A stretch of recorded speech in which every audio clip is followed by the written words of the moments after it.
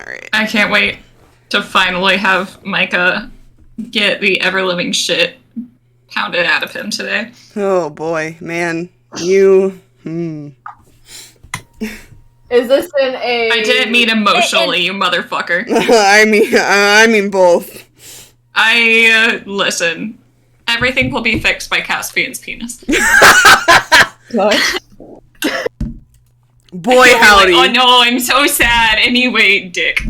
I'm so sad. I have crippling depression. Anyways, God, make me your three-hole wonder, please. Alright, I am gonna put it on my funny little, recording for Roll20, and then we're gonna go like that.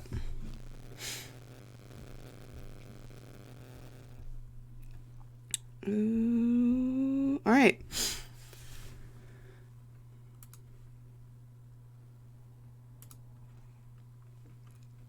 There we are.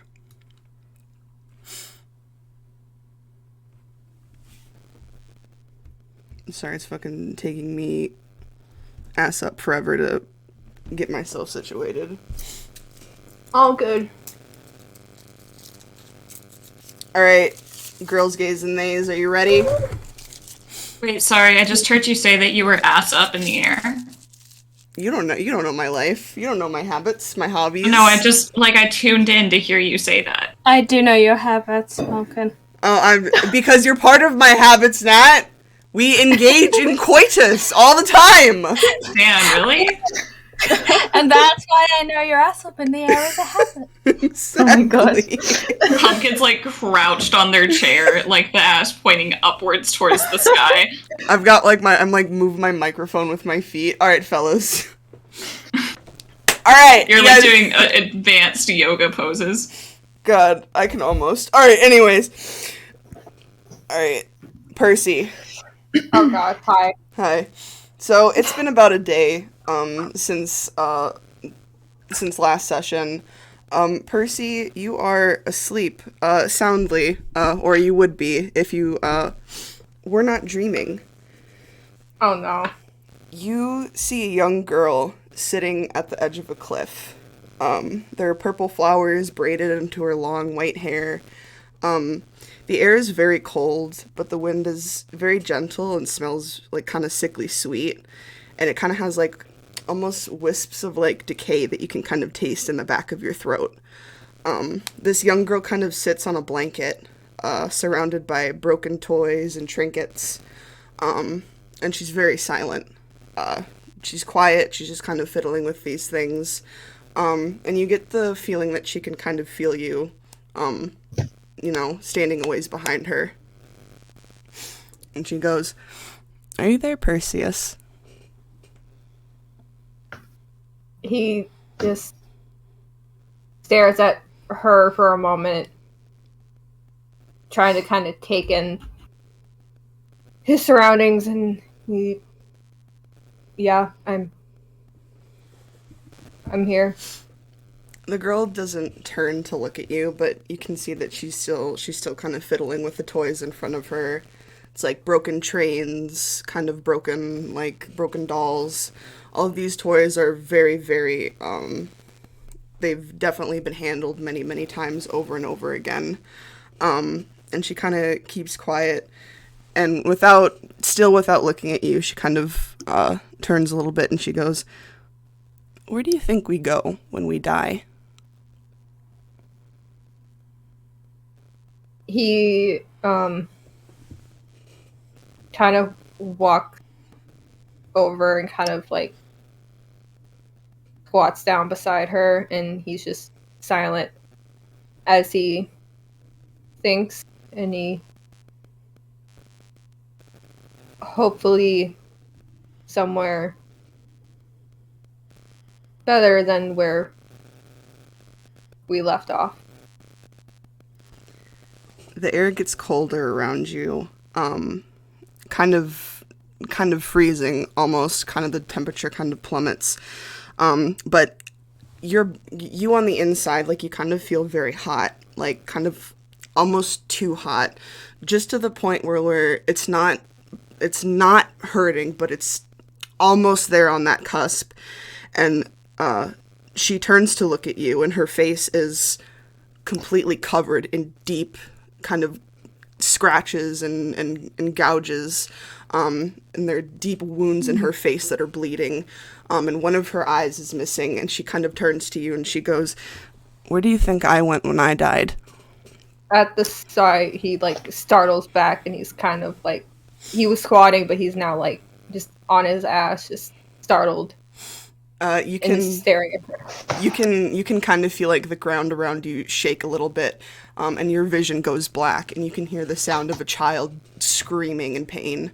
And you wake up in your tavern room, and you can see kind of Foxglove kind of sitting on your chest in the dark, and he goes, "You dream of her again."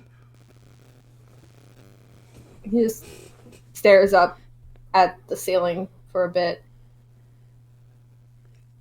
Just runs a hand down his face.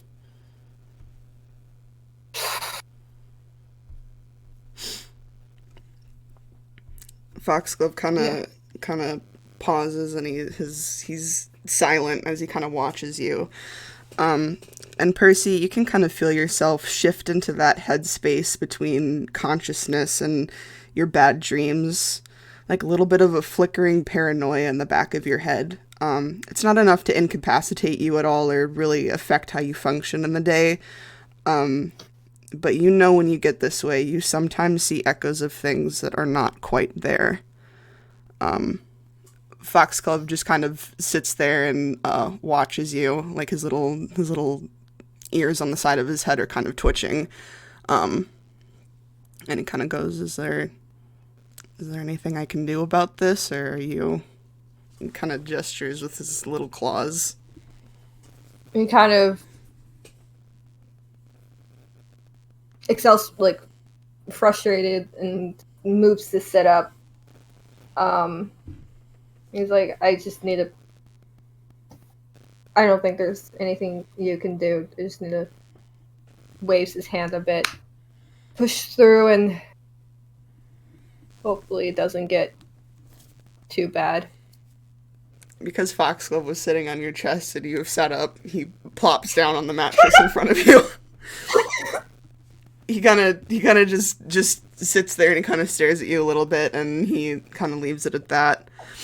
The rest of you kind of all awaken at your own pace. You all kind of, awaken in your rooms. You each have your own little individual in-room that has been given to you. And the smell of... Can I say Micah did not awake at his own pace? Smudge was waking him up. Smudge was bouncing on Micah's head, flopping about, waking him up at Smudge's time. Smudge is a belligerent little fox that demands Micah's attention. Micah, you were rudely awakened by Smudge fucking belly flopping on your face. You all, the rest of you kind of, unless you also have belligerent fox creatures, you all kind of awaken, whenever you get up. Kind of, the smell of breakfast kind of fills, all of your noses and maybe slightly encourages you all to walk out into the kind of main room of the floor that you guys are sitting on. Someone's kind of left, generous dishes of, like, bacon and skillet-fried diced potatoes, eggs with sausage. There's a pretty vast meal set out for you guys, along with instructions from Athan, presumably, to go to something called Kalganos' Shop of Oddities when you guys have finished up here. Micah's just gonna dive into the food. Yeah, Percy's just eating. He's kind of picking more of his food than... But he is eating, but also just, like, picking at it all the same. Pike and Wander, what are you guys doing? Pike is absolutely devouring breakfast. Yeah. An icon, a legend. Watching Pike eat is maybe not the most fun of experiences, but there it is anyway. Wanda's used to it. It's just another day hanging out with a buddy. Oh, God. Micah kind of like notices Percy picking at his food out of the corner of his eye, but doesn't really say much of anything. Just nods at him and keeps shoveling at his fucking eggs. I mean, Percy notices, but he's also like kind of enamored at the way Pike's eating at their food. He's like, oh my god. Everyone ends up staring at Pike. Except for Wonder, I guess. Wander's like, breakfast with friends. Micah and Percy are like, holy shit. Percy's not really horrified, he's just more of like, oh, okay. I guess. I guess. Micah looks like he's in that like state of mind where you're watching something like happen and you really want to look away but you can't. The same terror of watching Pike devour a live fish. Poor Pike's just trying to eat. Pike's not even noticing that people are looking at them. Once again, iconic behavior. Oh, no, go ahead. Micah kind of manages to make sure his mouth is clear of food for a second, and picks up the note and gives it a bit of a once-over. Says, right, we are once again tasked with going to a fun little shop. This time called a shop of odd. I can't read the first bit. You can't. What? The name is Kalganos. Kalganos, yes, that is what I meant. That is what I read and what I meant to say. I just was. Thanks God. I was slightly illiterate for a moment there. Say why we need to go to this? Not a thing was mentioned about that, actually. Sounds fun. Yep. That does sound fun. Love a little mystery. I mean, I kind of would like to get some nicer soap. So, do you think they carry soap in an oddity shop?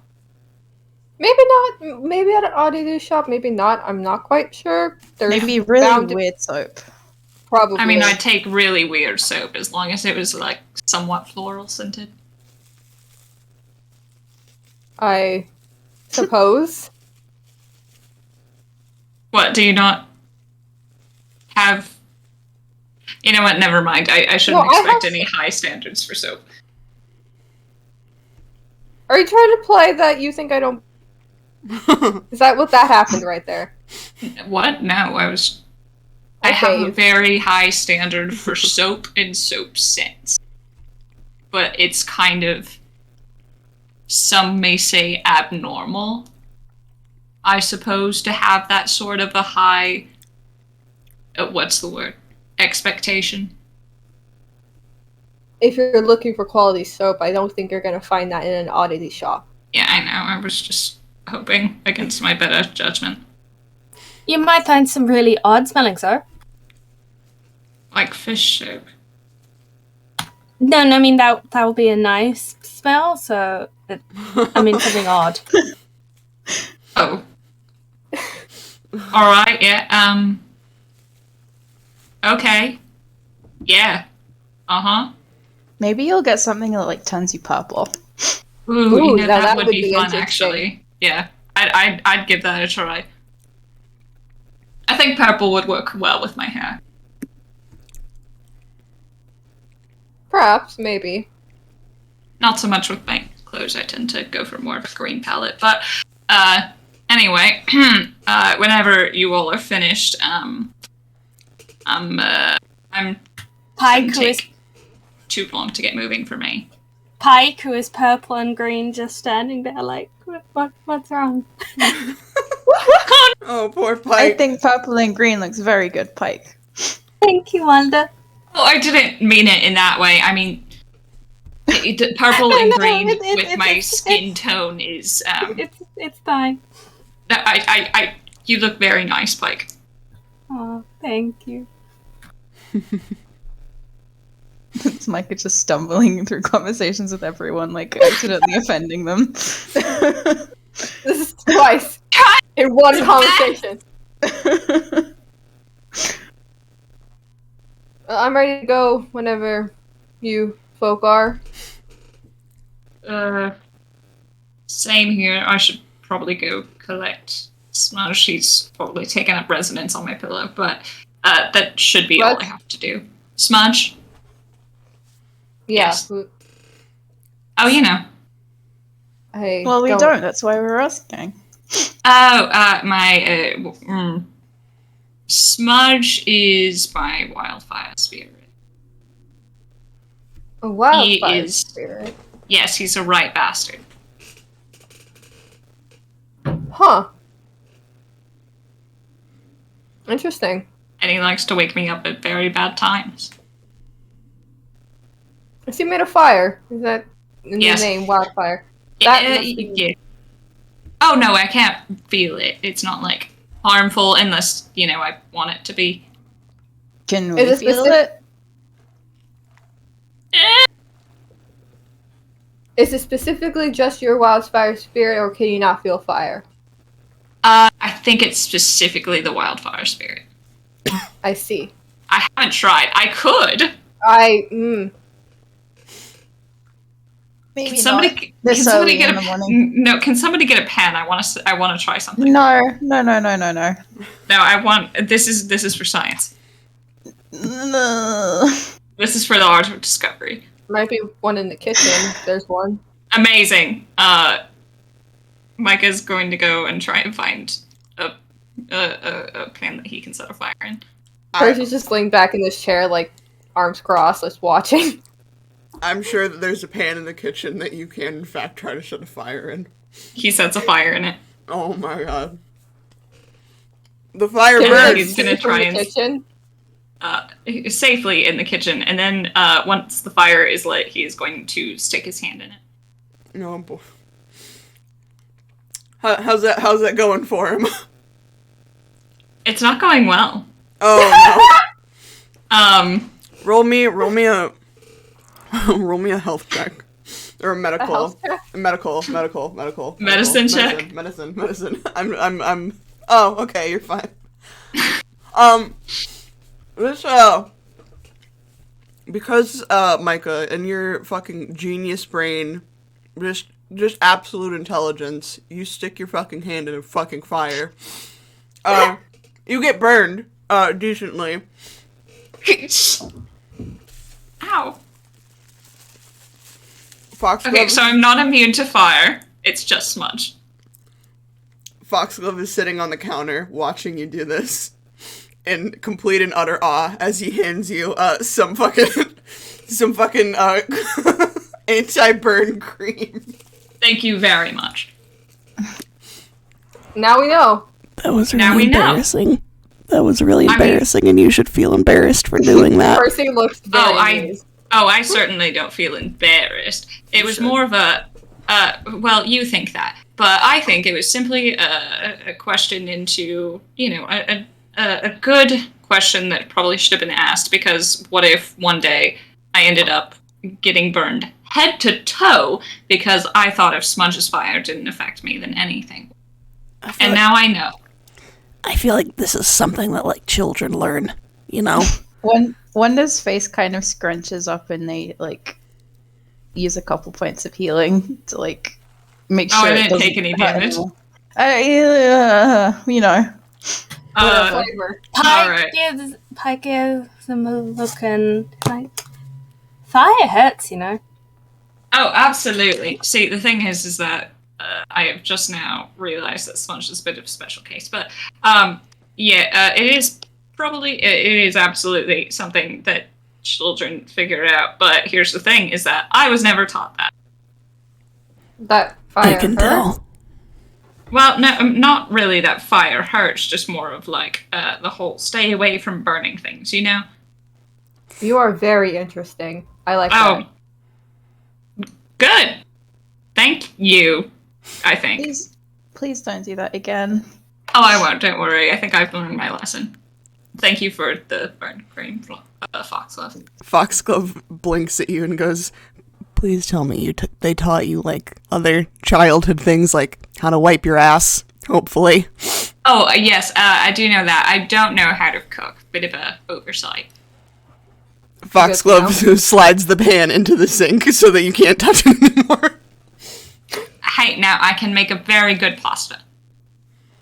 Somehow I doubt that. And a soup. I got very good at making soup when me and Jeezy were out in the woods. Somehow I doubt that as well. Well, you can dig up her body and ask her. Oh, boys! It seems that I've struck a nerve. He, like, crawls back into Percy's pocket. Percy looks very amused. Your fairy friend is very rude. He is. You get used to it. Yeah. Micah, you hear a little from inside his bag. Micah sticks his tongue out at the bag where he had crawled into. Percy looks down at, like, the pocket he crawled into. He's like, where do you even get the cream from? Wouldn't you like to know, Weather Boy? Did he Alright. steal it from you? I don't know. I mean, rather resourceful if you're carrying some around. Probably a good idea. Was Percy carrying around cream, or did Foxglove just, like, pull that out of his ass? Oh, I'm sure he stole it from someone. Someone. Not necessarily Percy. Yeah, somebody. I think we have spent long enough dilly-dallying. You want to get a move on? Sounds great.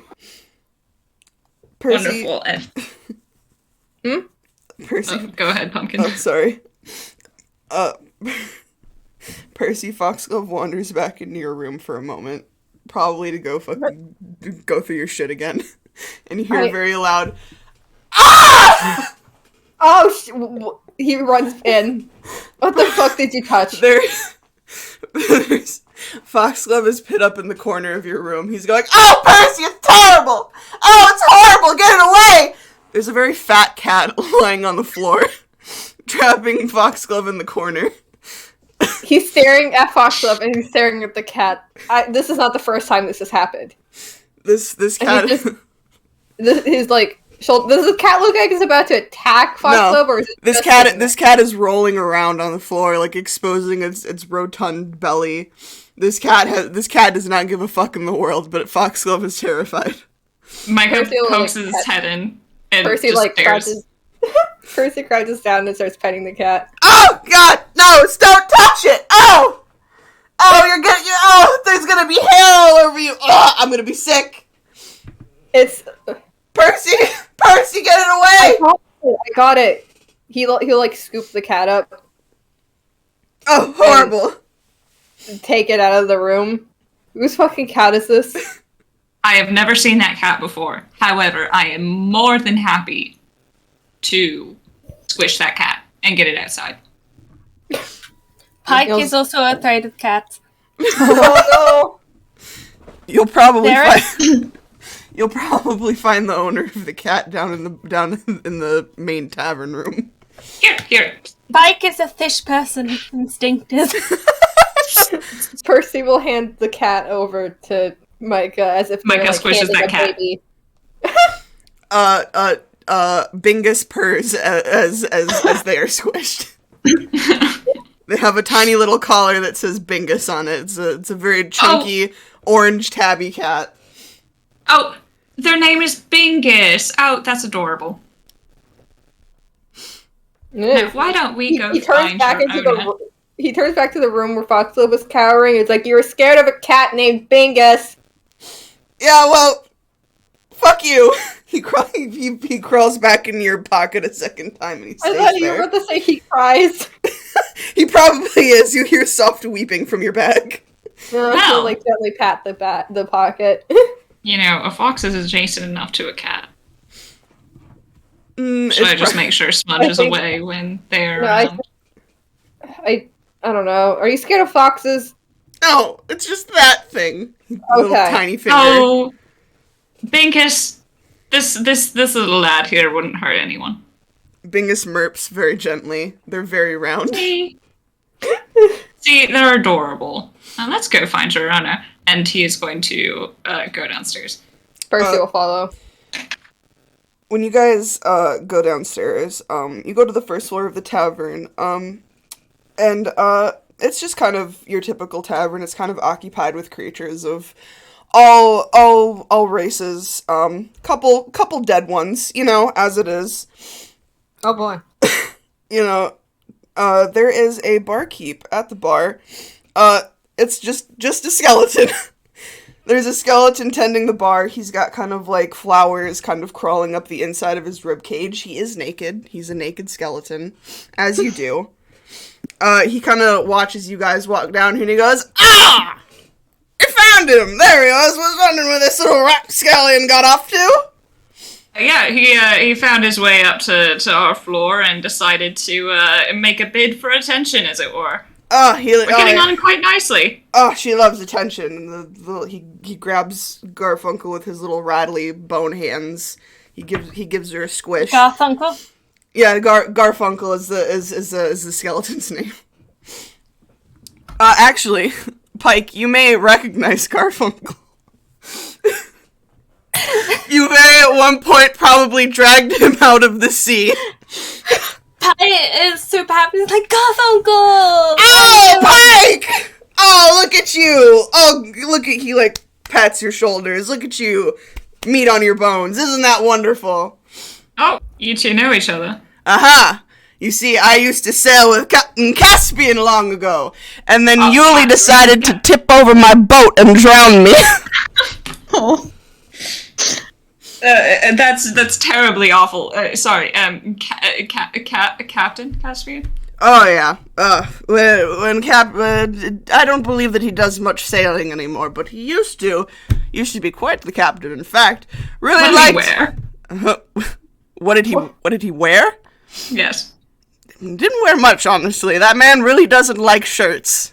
I'm getting a mental picture. Go on. It's really hard not to. I mean, he's literally never ever wears shirts. You'd think that he'd poke someone's eye out with those things, but none of my business. Garfunkel is watching you intently with his empty dead eyes. Anyway, we have congratulations on Bingus. We do have a bit of an errand to run, and thank you if you were the one that took all that food out to our rooms. That was very kind of you. Oh, you're welcome.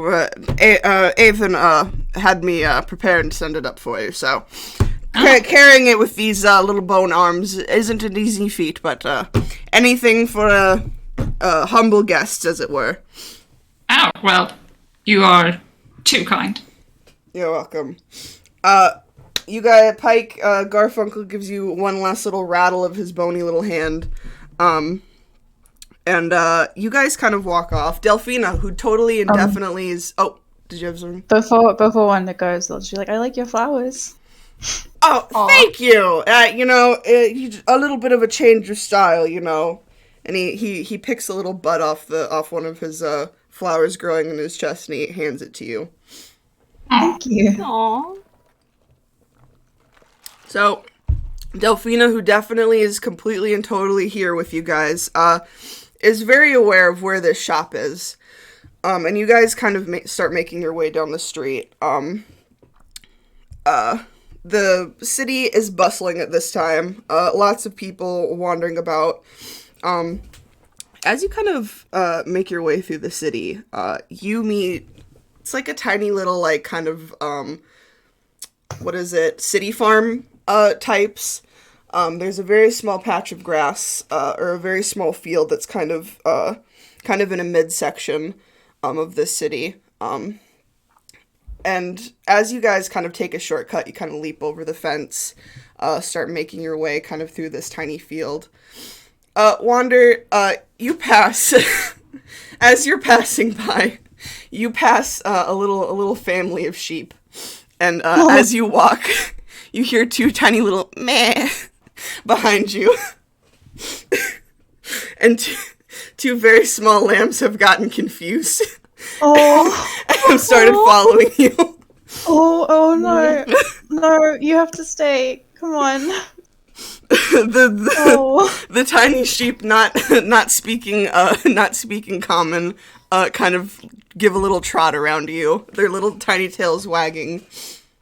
Pike is really happy and they're like, congratulations, you're a parent now, Wanda. Keep them the responsibility. Oh, goodness. Oh, but it's adorable. I'd hate to ruin this with a spell. What are you doing to them? No. Micah is going to cast Speak with Animals. Oh boy. You can. What are you I gonna love how immediately both of you were like, no, because you're gonna catch him on fire. That was genuinely my fear. Micah like gets down to their level and is like, I'm very sorry, but Wanda here's got a lot of stuff to do today, and it comes out sounding like The little sheep, the little lambs kind of cock their heads at you and they go meh back, and they kind of stomp their tiny hooves and they kind of still trot around Wander's feet. Oh, come on. We can lead you back to where you're supposed to go, but Wanda really does have to do things today. Translation. These lambs seem fairly intent on pursuing their sheep parent that they're very convinced is Wander. Is there any other? Is there big sheep anywhere nearby? Is there parent sheep any? Micah is going to stand up and call out very loudly, "Where's the parents of these two small sheep?"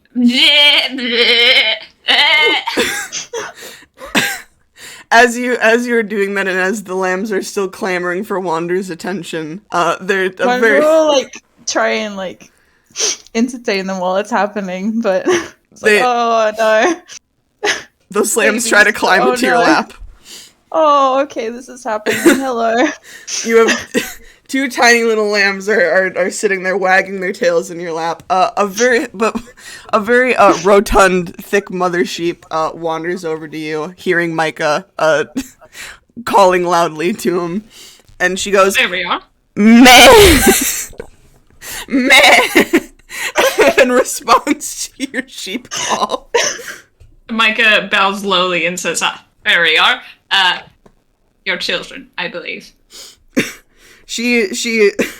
The mother sheep calls back to her little young'uns, and they kind of look to her, and they look to Wander, and they look to her, and they look to Wander, and they look to her, and they look to Wander, at these two identical beings that in no way are different.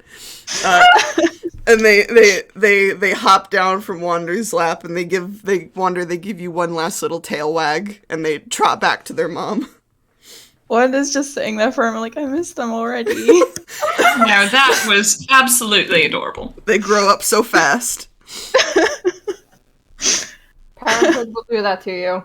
Just wander like a pat on the shoulder. You know, you'll have to come back for the graduation.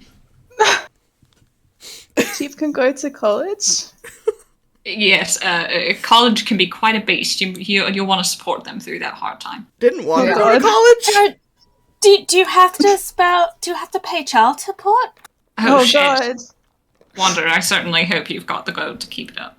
I only have like 100 gold. That's what we got. That's enough for child support, I should think. Oh boy! What could it cost? No. 1,000? 5,000? God. Midlife crisis, here we come! I certainly hope you've got some retirement funds. I really don't. Earning that kind of money won't take you super long. If you say so. Oh, come on, surely. It really won't. My father used to earn a couple of thousands. They just look stressed. You guys, Delphine finally pulls Wander, you guys away from your midlife crisis of Wander, now worrying that they're gonna have to pay child support on these lambs. you're able to cut through this this small farm field and make your way to the shopping district that is on the other side of the city. And you were able to navigate your way to find the oddity shop that you were looking at. And there are 3 shops in particular. There's the Blue Jay's Wing, Mushroom Barn Alchemy Shop, Calgranos' Shop of Oddities, and a brothel right next door that's called the Naughty Ogre. No. Oh. Wow. I wonder Right. why the ogre is naughty. Well, the ogre can stay naughty. I'm gonna go into the oddity shop. Percy, you hear a resounding no from Foxglove as you Smack look the pocket. as you gaze upon the naughty ogre. He smacks the pocket and follows Micah into the oddity shop. Foxglove hisses. He's like, I'm just saying. But what did the ogre do? I mean, I feel like, It unfortunately, was obviously like, quite naughty. he was naughty and engaging in quite a bit of intercourse. It seems What? that's why it was a brothel, I suppose. How do ogres engage in intercourse? I don't understand. I don't know, and I would not like to find out. Foxglove is traumatized inside of Percy's pocket. I guess they must. I mean, where else would little ogres come from? I don't want to think about that, actually. They come from the same place that water's babies come from. What? Sheep? What, the youth? You know what? Why not? Anyway. What? Anyways. Hold on. You guys enter this oddity shop. And the first thing you kind of see are the shelves spilling over with little trinkets. There's enchanted teapots that are shaped like frogs, crystal skulls, ship in a bottle that seem to actually have moving ships inside of them. There are large glass cases with carnivorous plants, and they all kind of eye you up as you make your way across the store to the counter. Micah's delightedly looking at the plants. One of the plants, Micah, blows you a little kiss. Ooh. Please don't fuck the plant. I'm not gonna fuck the plants, I just like to appreciate cool strains. Foxglove is staring at you from the pocket. Man, Cheesy would have loved these. Oh. Anyway. There are several large, chunky cats standing on this counter, which is way taller than you guys. It is very high up, and there's a little bell that kind of dangles off of the side. There she is! Hello! Hello, Frasington. Hello, gamers. Oh, Hello. Miss Ma'am, Delphina's here. Hello. Hop a Wait, roll Miss- 20, babe. You miss I'm- Wander I'm- having children. Wander gave Sounds- birth. Sounds about right. Nature's beautiful. Oh god. You also missed a couple of other harrowing things, like a cat named Bingus. No. And you're- others that... I'm not joking. You can check the stream and my notes if you would like. I will not be checking stream. I cannot stand the sound of my own voice. So Then you can check my notes. I will have to do so. Anyway, back to it. All right, so We're shopping. you guys are in this oddity shop that Delphina graciously led you guys to because she knows where the shit is in this city. And you kind of stand at this very large counter. And there's a decently sized bell that kind of hangs off the end that you seem to be able to ring if the merchant is not stationed at said counter. Is the merchant currently not stationed at the counter? Nope, the counter is empty. There are just 3 very large, fat, normal-sized cats kind of leering down at all of you. Percy will ring the bell. Bell rings. Ding-a-ling-a-ling. Ding-a-ling-a-ling. Ding-a-ling-a-ling. You guys kind of wait for a second, and then you hear some very loud thuds as the footsteps of something very large is approaching. Out from the back steps a very tall lich. Looks about the same height as Sakanir, perhaps a little bit larger. This black skull lich kind of steps out from the back. He has kind of large horns on either side of his head that are kind of lined with candles that are dripping wax.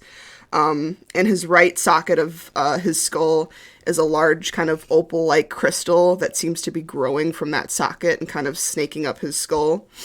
He kind of leans over the counter and he kind of looks at it and goes, I have customers.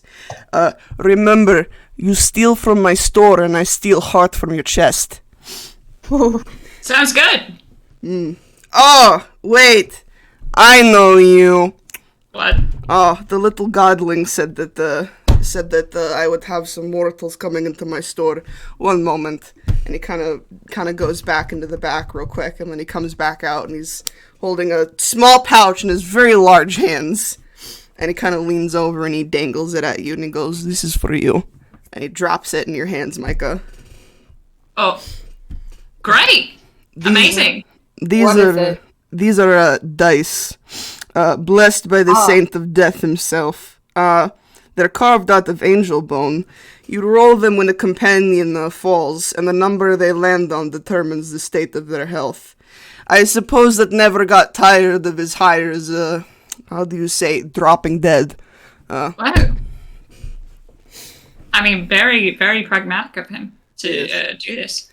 They only work on all of you. So, unfortunately, if someone else dies, too bad. Yeah. Are they, like, attuned to us, or? Mm-hmm. They are, in fact. Oh. Very interesting. I don't think we're too worried about other people dying. Don't worry. I'm worried about other people dying. Can I open the bag and see what they look like? Is that, like... Of course, go ahead. They're yours. Alright. Micah sticks his head in the bag. In the bag, they're just kind of your normal dice. They're kind of black with gold writing on them. They kind of shimmer when you kind of when you bring your head out and the light catches on them. They kind of shimmer, kind of a soft gold. Very nice. Very pretty. Sakanir kind of takes another bag out from behind the counter and he goes, "Little Godling also asked me to give you these, and to have you take them to the corruption survivors in the cathedral. I have been helping him brew some medicines for them these past few weeks. I suppose he wanted you to talk to them and see what they can remember." And he hefts kind of the bag towards you and he hands it to you, and when you open it, you can see that there's lots of, like, vials filled with different color, like, potions and elixirs. Right, well, seems like we've got our day cut out for us then. Mm-hmm, very much. I'm not sure what you're going to get out of them, but not really my business. Yes, well, thank you very much. Absolutely top tier service. Oh, thank you. Leave us a review on the Snelp. That I will. Could you tell me where I can access Snelp? Wouldn't you like to know, Weather Boy?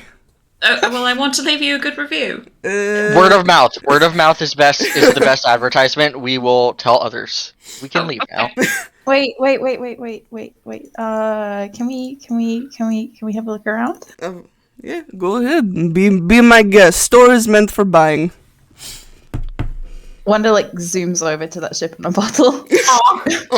Aww. So adorable.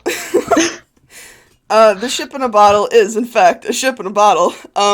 There's a tiny little pirate ship kind of in it. The waves kind of knock against it. There's a teeny little storm that kind of makes the black pirate sail that's flying on it flap in the wind. Oh, Pike looks over the wonder and is like, I think Caspian would really like this. They just blush.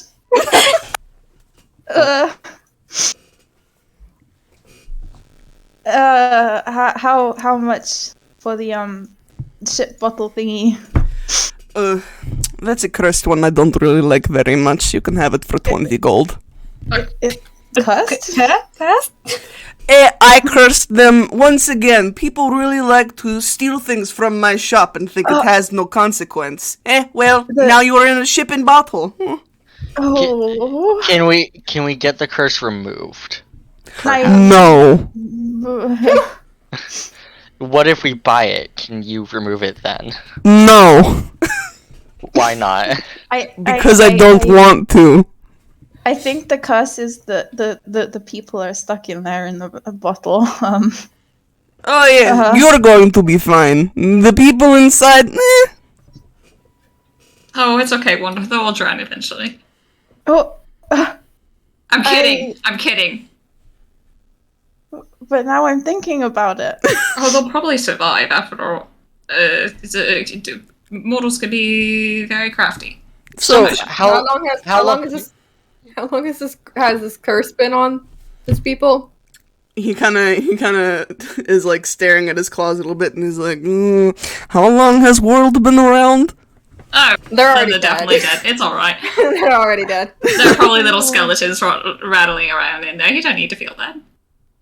All right. I'll take your word for it. Then I have 20 gold that you can have for the cursed bottle ship. Do you want bag? Maybe. you make this exchange with Kogranos, and he gives you a nice dainty little floral bag that your cursed ship in a bottle is safely wrapped in, and he hands this to you. But Wander, as he hands you this book, as he hands you this this ship in a bottle, a book on the shelf behind him kind of catches your eye, and it says Heim of the Night Beast. Oh.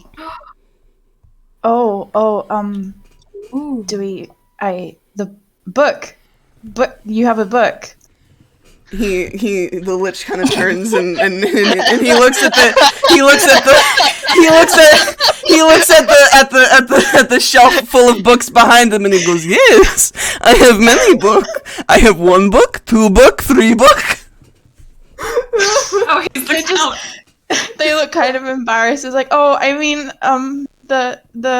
Heim of the Night Beast. Oh shit! Really? In that one. Oh. Kalgran kind of glances up at this and then goes, "Oh, you want this? One moment." And he kind of grabs this book off the shelf. It's off a very high shelf. He can hold it between 2 fingers because he's so large.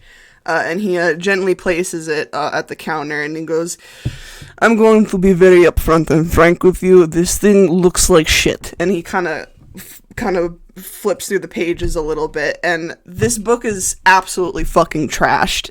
This book has been burnt.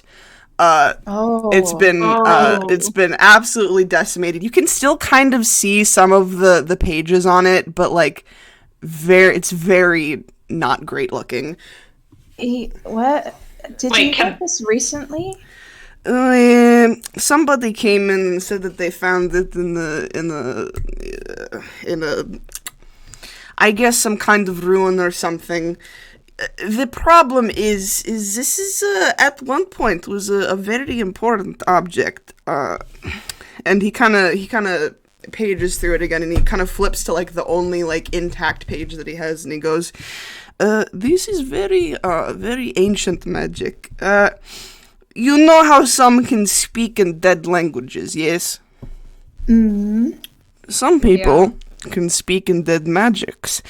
This is a very ancient magic, and nobody practices it anymore, funny enough." Did the person leave a name? No, some people find things, they assume that I have use for them. Sometimes I do, sometimes I don't. One man's trash is another lich's treasure. You know how it goes. Question. Can I? Apologies. This dead magic. Can you elaborate on that just like a little bit, like what that entails exactly? Oh, as far as what it does, or if it could, kill everyone in the world. That sounds bad. I am assuming that you are perhaps referring to our little, and he kind of waves his clawed hand around and he goes, our little problem here. See, Perhaps. the night beast refers to a creature called the Feylord. And the Feylord was a monster with an insatiable hunger and an endless rage. No one really knows where it came from. She just kind of showed up one day. A bit, as you would say, iconic. A girl boss moment, if you will. I have heard the kids say that. I believe that is what they called a girl boss moment. But see, it went on a rampage and it devoured Also a anything girl in boss its moment. path. Yeah, you know, I can respect the effort, I should say. Effort of devouring everything? You know, it's a hustle. It devoured god after god with no end of her terror in sight. If I could do it, maybe I would. I don't know.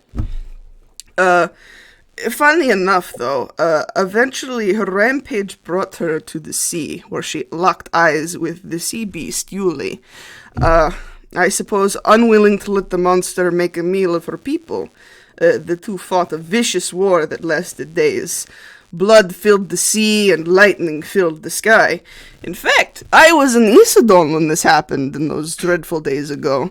Horrible. Have never seen the sea so angry before. Really, I couldn't get the ship out of there for days. Very inconvenient. But, my point is that, despite the two waged war against each other, and none of the gods seemed to be able to subdue this creature. And eventually Vadimus, the god of time, stepped in, and unable to kill her himself, he blinded her and sealed her away in a realm far beyond the grasp of man. Her children, however, seem to be able to get through the cracks of this. My point is, the magic that seals her in is, and he kind of pats the book. I believe that is what this tome refers to. No one knows how to use it. No one knows how to get her out of there. So, this will sound bad, but so theoretically, that book could be used to undo that magic, correct? If you were able to read it, I suppose. Don't know many people around these days who would be able to. Can I try something? Of course. Would you mind if you said it was burned, right? Mm-hmm.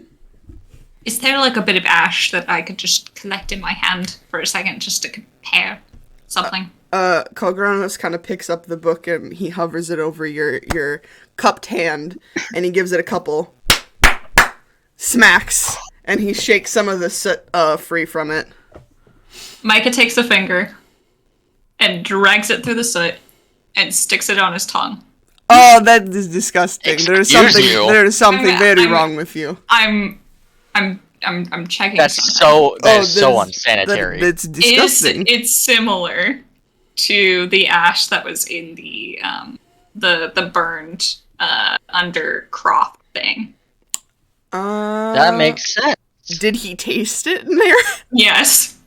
Yes. You forgot everyone is feral. Right. I suppose. You know what? You're right. I have discovered something. This is the same ash that we found in the undercroft, Percy. Does ash taste different? Yes, of course it does. It depends on what was burning, when it was burning, how long ago it was burning, how long did it burn for, was there anything else caught in the place, what was the smoke like, what did it smell like, and then of course that all accumulates in the taste. Aside from that, that's bad. Oh yeah, absolutely. But hey, at least now we know. Wanda looks very serious for a second, and to the shopkeep they say, "I think you meant average Joe." You know what? I think you did. Kalgranos leans over the desk and goes, I know many Joes. I know excellent Joe. I know, regular Joe. I know sloppy Joe. Now I could tell you a lot of stories about that guy. Now tell me about Please do not. Joe. Please do not. Please do not. I want to hear about Have you Joe. heard of a Sakanya creep? I have a shopkeeping question. I have a shopkeeping answer. Is that book for sale? You know what? Normally I would say probably, but because it is in such poor condition, and nobody knows how to read this fucking thing, you can have it for free. Oh, Amazing. Okay. Yeah, you can have a discount since you know the little godling, and he gestures towards the cathedral. I will not be wrapping this though, and he throws it at you. Okay. Delphina catches it and just okay. Okay. Hey, you've got a book now. Congratulations. I think I have something I can wrap this with. Oh. No. Okay. I'll go through my stuff. She's just like, oh, alright then. Maybe I'll buy a scarf or something in the market later today. Hey, there's another store next to us. Two, actually, Yeah. I think. Not counting here. We might need to stop by. There are other 2 stores besides the brothel. I'm not going near that thing. We might need to stop by like a store or something after this because I don't really want to just openly. Well, Delphina, this- you're in luck because there's one right next to us. Do you guys want to go to the other Great. store? Does anyone else have questions? Yes. Yes, I do. I would like to secure this cursed ass book. Alrighty. It just tastes like ash. This cursed When- ash book. Is that better? When asked, like, does anyone have any more questions, Wanda kind of just looks around at all the interesting things and here's like, can I come back later? Well, of course. If you have the coin, I have the shop. And he gestures. I don't know if that's the saying, but thank you for your helpfulness. You're welcome. I'll give you a good review once now. We will tell others about this place. I hope No, you I'm will. giving a review. Micah, one of the You- cats meows at you from up above on the counter. Micah meows back. Do we just like scratch like a 5-star into the side of the building? No, that would be rude. We scratch it onto the ground. Out and on the ground. onto the cobbles in You front just- of the building. You just write in big red crayon, Delphina likes this place, please shop. Just a thumbs up. Like draw the thumbs up. and it's just like a little Delphina face with a smile. I don't know. Yeah, this place is nice. I think Micah might have a little more enthusiasm about reviewing the shop. Vitalis, so do you guys want to go to the shop next door so you can get a scarf for that please. book? Yep. Please. You guys leave, Colgranos waves you off. There is only one other shop, like, right next to him, which would probably sell scarves and things. The other one is literally a brothel. The Nasty Ogre is not, in fact, a shop.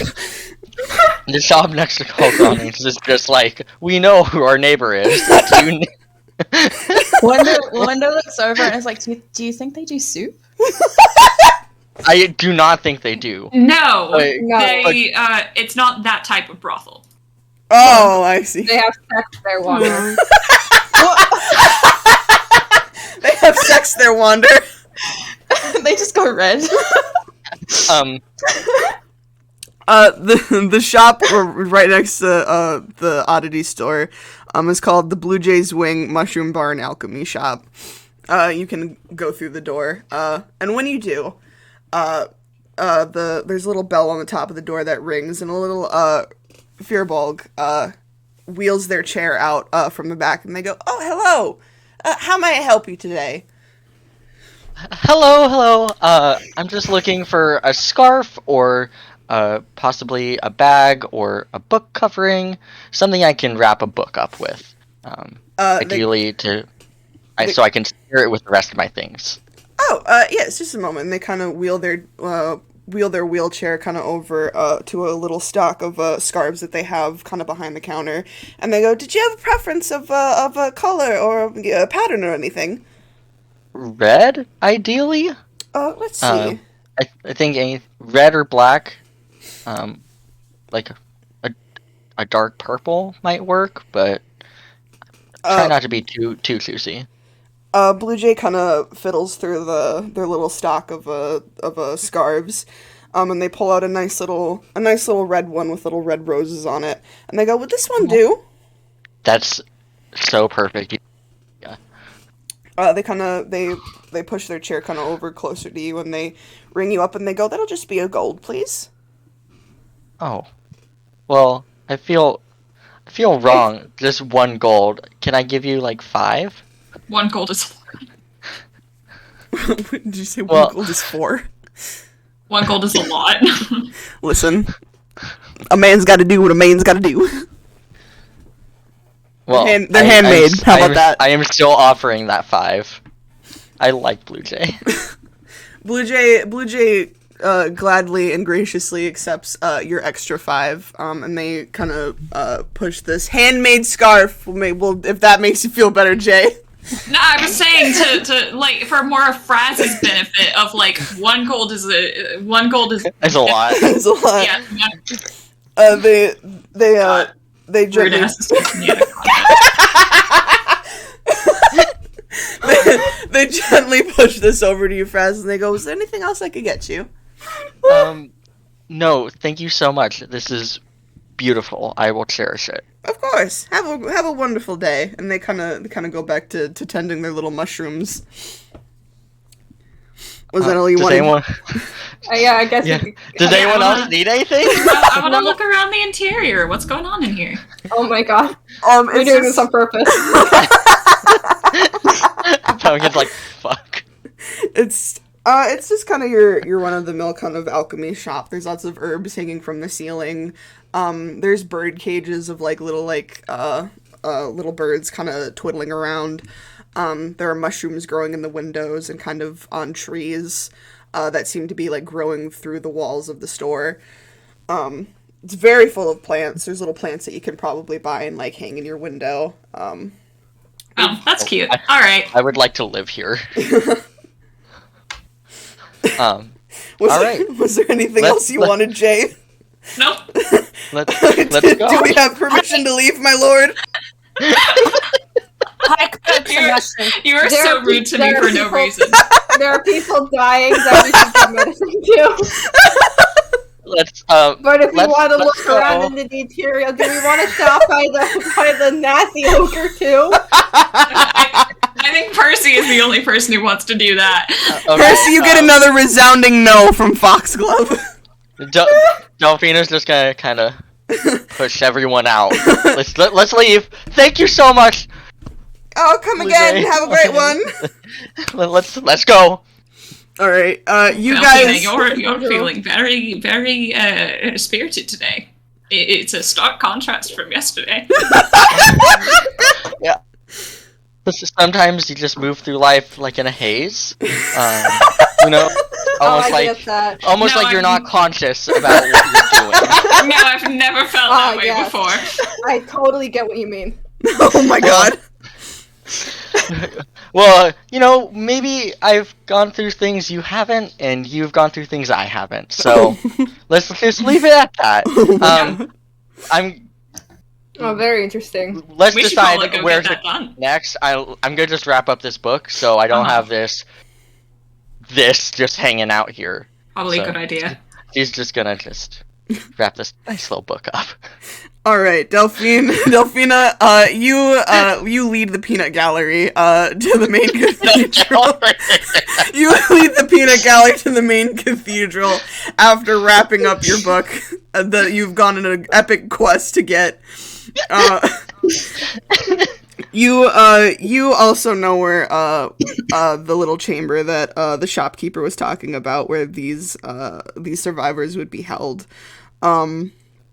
When you guys enter there, they're kind of priests kind of tending to these people, bringing them water and food. You're kind of let into this sealed chamber. and there are about 5 people within it. And as you can tell, as Wander, from what you can see from Ethan's kind of sketches, you can see that all of these people have different phases of this corruption kind of overtaking their body in a way. It seems to be under control in a way that where there's no active danger to interacting with these people. But you do notice that, like, you know, starting from some of their limbs, there's like large dark horns kind of growing out of certain extremities that have been corrupted. Some of them have like small white eyes that are growing on these parts of their body. The corruption is very visible, but it's mostly minimal to certain extremities that like have been maybe in brief contact with a corrupted fallen. Hmm. Who did the shopkeeper give the bag to? Me. All right, Jay, Micah, one of the priests noticed, and she kind of gestures over to you. She's like, "Oh, thank goodness. Here," and she kind of gestures for you to come over and give her one of those. He comes over and opens the bag and is like, "Should I pass these out or?" Yes, please. Everyone can have one, except, and she kind of trails off for a second, and there's a human kind of tucked into the corner that's kind of much more consumed by this corruption than the others. The others tend to only have maybe like an arm or a leg, or maybe a little bit less than half of their body kind of taken over by this afflictment. But the human in the corner, pretty much everything except the top of his chest and his head seems to be affected by this, and he's just kind of staring faintly off into the distance.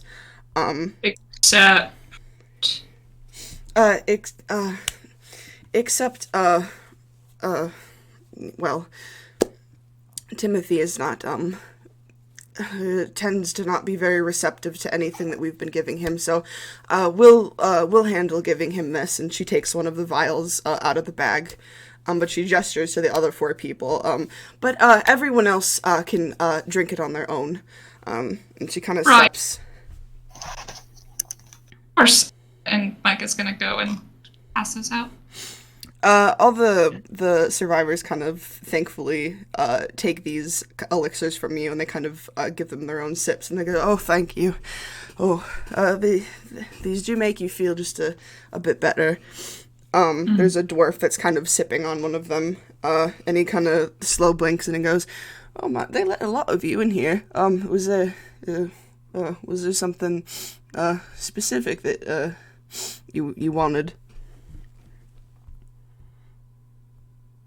I guess just how are you feeling? How's this ailment treating you? We came to help. That too. He kind of looks around and he goes, "Oh, well, the medicine helps a bit, but everything kind of feels very fuzzy these days. I know that the prince was kind of poking around and asking us what we remember from that day, and I suppose things get a little bit clearer with every," and he kind of holds the elixir up and he goes, "Every one of these." Is there anything you remember since drinking one of those? I remember I was in Synthanos' chamber before everything happened. She let out this blood-curdling scream, the worst thing I've ever heard. Like, have you ever heard a god scream in terror? You ever? I didn't know that they felt fear like that. It rattles your very bones. It turns the words to ash in your mouth. I ain't never felt fear like that in my whole life. Wanda just like thinks back to that vision they got and like shudders a bit. Yeah. The dwarf kind of he kind of just has another swig of his potion, and the elf that's kind of sat across the way from him and goes, I I could have sworn that I saw a man running from Synthanos when it happened. Like, kind of. It's still fuzzy, but he kind of looked like he was going somewhere in a hurry. Do you Tell us more about this man. Yeah. Dark Cloak. He was fleeing pretty fast. You know, you'd have thought he was on fire from the way that he was trying to get across the room, and I think that's when everything happened. That there was a loud bang, and he kind of trails off for a second, and he goes, I feel like that's when everything happened. The corruption kind of crawled over the walls, kind of swallowed everyone up in the room. I think it chewed him up like a piece of meat, and he was this horrible creature in moments. I think that's all I can remember from when they pulled me from the wreckage. Goodness, I'm deeply sorry. You know, can't cry about it now. It's no use. The person who was running away, dressed in black, do you remember anything else about them? Like, were they elven, a human, or taller, anything? shorter? They looked a bit taller. It's really hard to tell. Most people in the city really don't, or in that city, I suppose, tend to cover their face, wear masks. It's a very normal thing for people to do. I'm not much help in that department, I'm afraid. Unfortunately. You said they got eaten up by the corruption, or did they make it out? I think it took him. You'll have to forgive me. There's so many guards that were stationed that didn't make it out. He might have gotten away. Might have been someone else that had gotten swallowed up. It can be a little bit hard to remember. Oh, just focus on resting and healing now. Thank you for your help and for telling you know.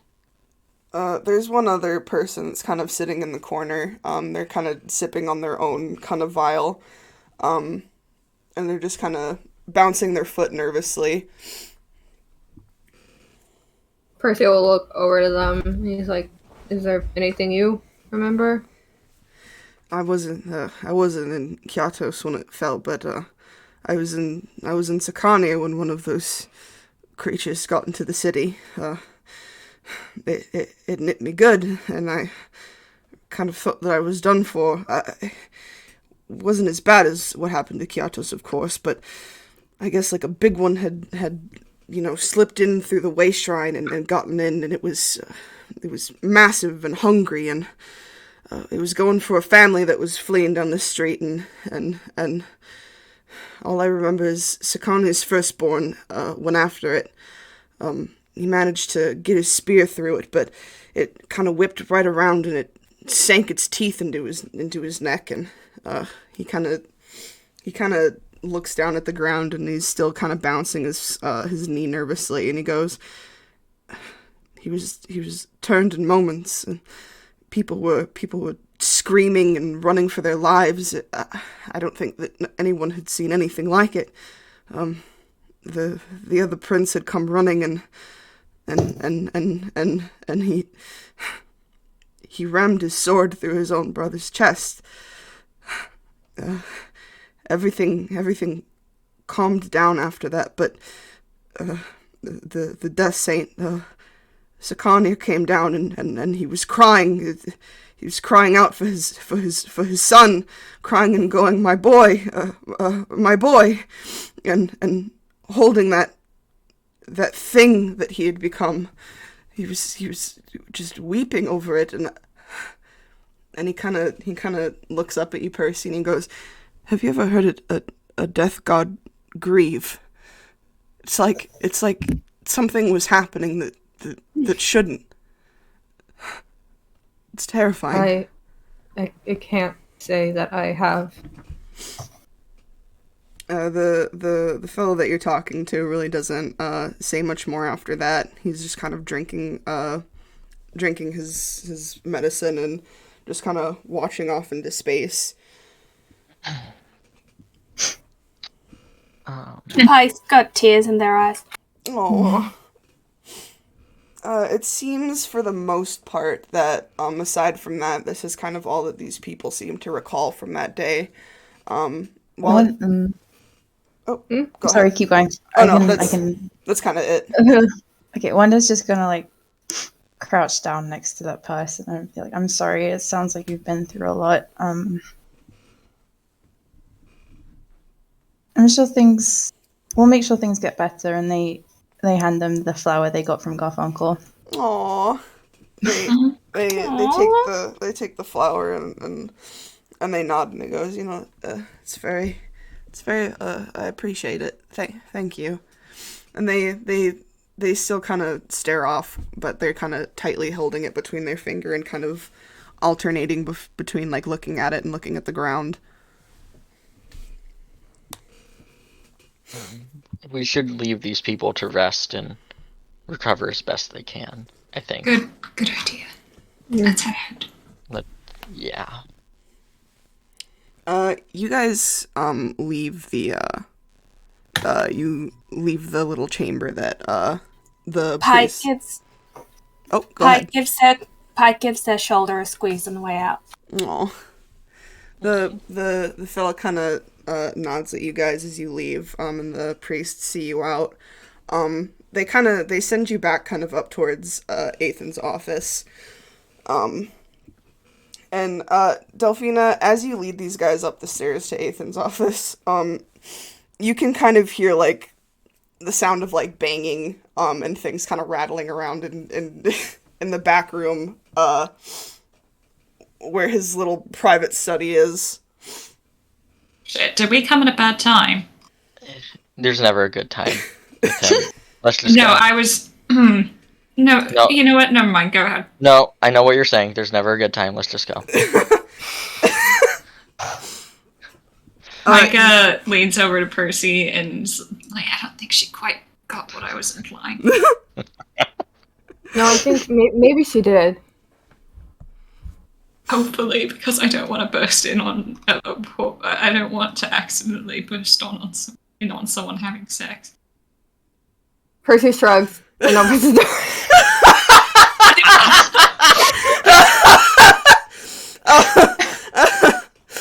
Ethan, we're here.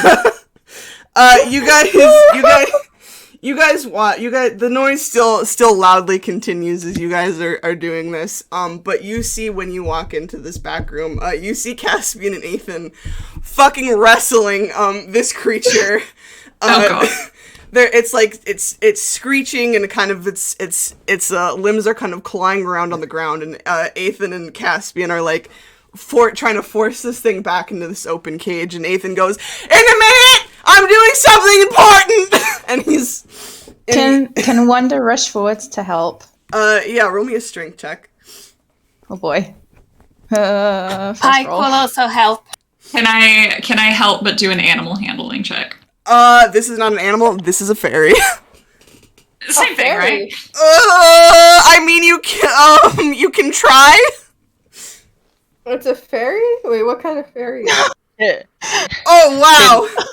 Can Delphina cast Eldritch Blast at it? No! Kill it!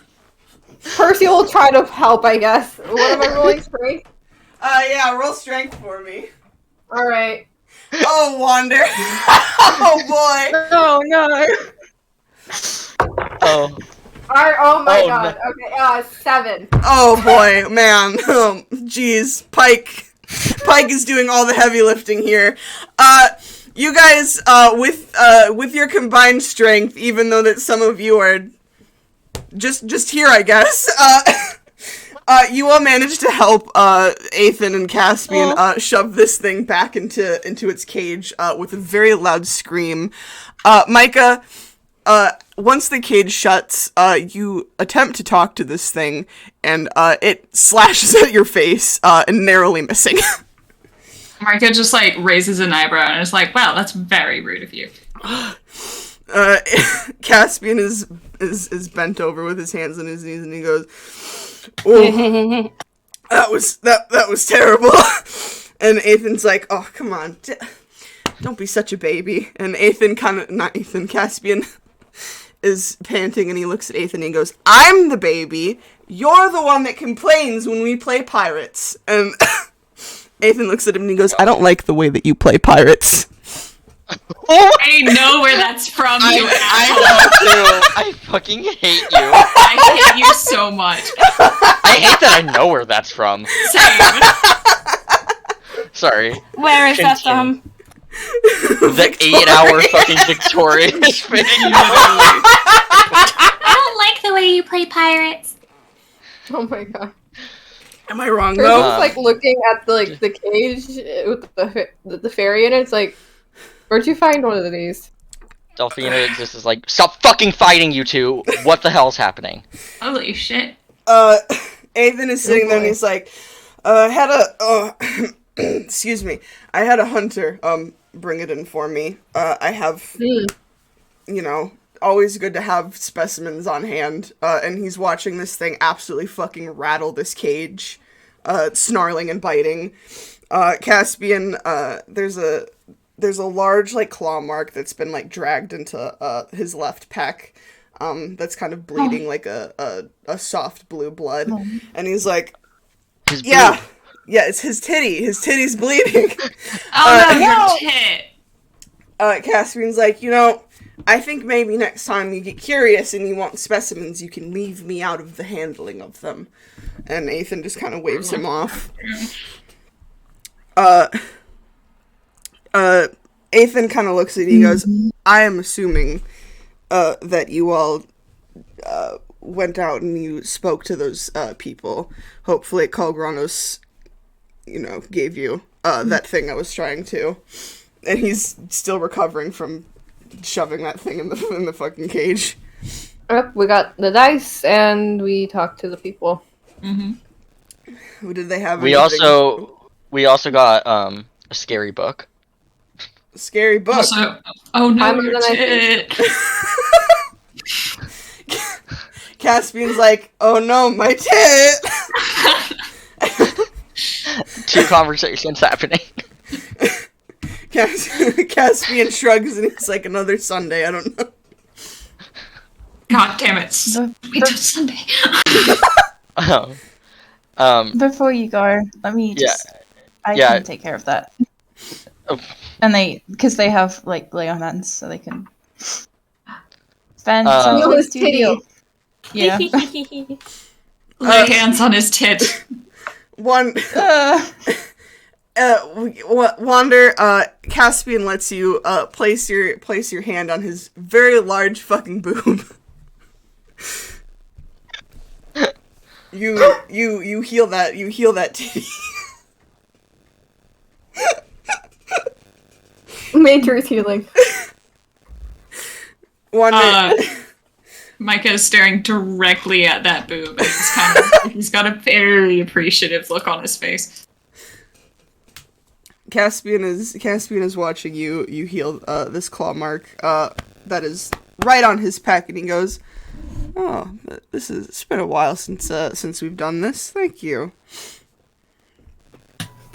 No problem. Ethan is utterly repulsed at the sight that he is watching, and he goes, So anyways, someone want to tell Ethan what the survivor said? And I'm busy. Okay. Mike is still anyone have watching a brain Wander cell and here? Caspian have a moment while Ethan is in disgust. Percy, you? Yeah, I guess. One of them remembered seeing, when, sorry, I'm blanking on the, wait, 1 second. Synthanos? Yeah. Yeah, alright. One of them remembered seeing when Synthanos fell, got corrupted, remembered seeing a cloaked figure fleeing the scene, though, however, no identifying characteristics, except that they were tall. That's the only thing we got so far. one of them remembers someone not from the Piatos from here remembers I guess the fight that happened here.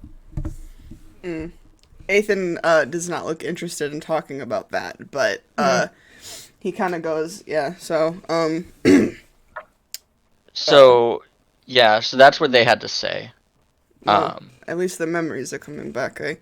I can't exactly help them with anything else, but the more that we... Sorry. No, go ahead. The dwarf that we spoke to did mention that apparently their memories get clearer the more doses they get. Well, that's good at least. I feel if I can't heal them physically, I guess keeping them mentally intact is the second best option. I really can't provide them much more relief just yet, but it's good to know that it's helping.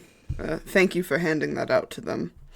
And Ethan kind of jots something down in his notes, and he pauses at his table for a moment, and he goes, Oh, almost slipped my mind, and he walks past Wander and Caspian still having their moment, and he goes, Excuse me, pardon.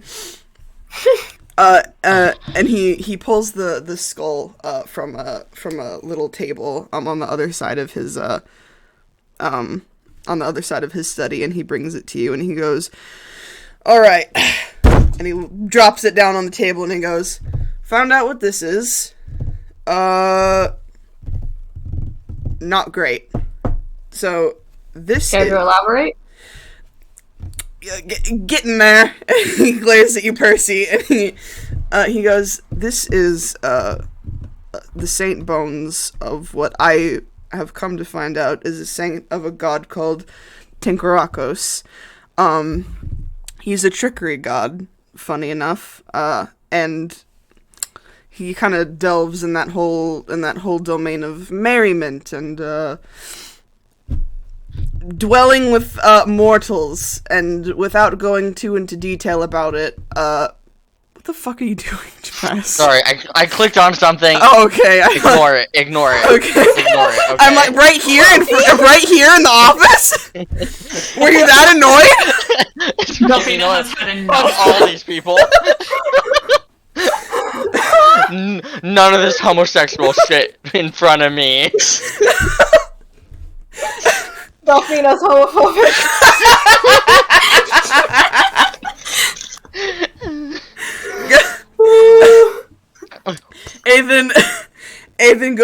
Avon continues explaining. He's like, without going too much into detail, his angels populate a lot with the mortal population, so I'm not very surprised that whoever did this managed to get their hands on one of his saints. Probably, if you're gonna find a god that,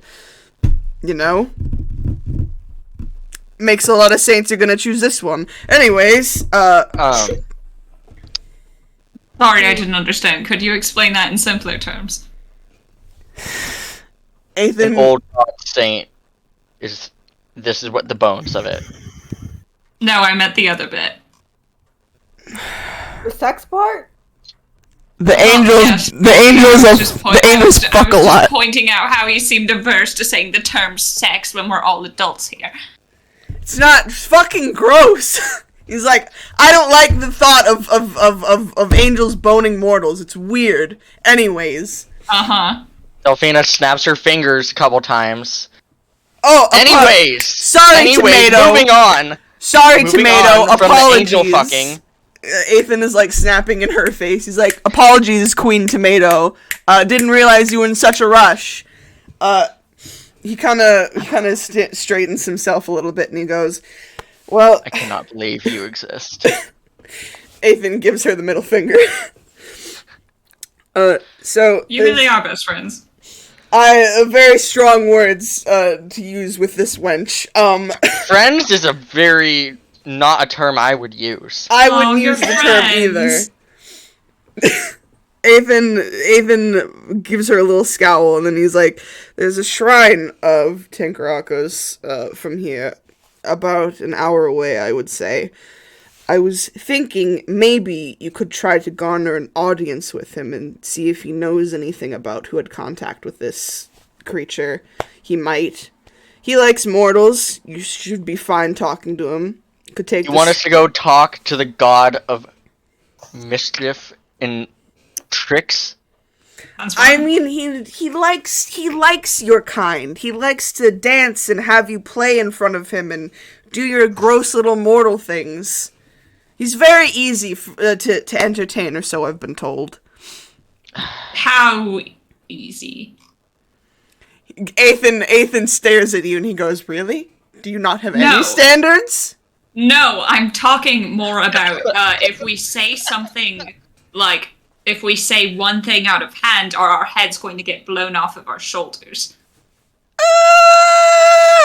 Ethan kind of glances up at the ceiling, and Caspian, still pressing Wander's hand to his boob, he goes, he goes,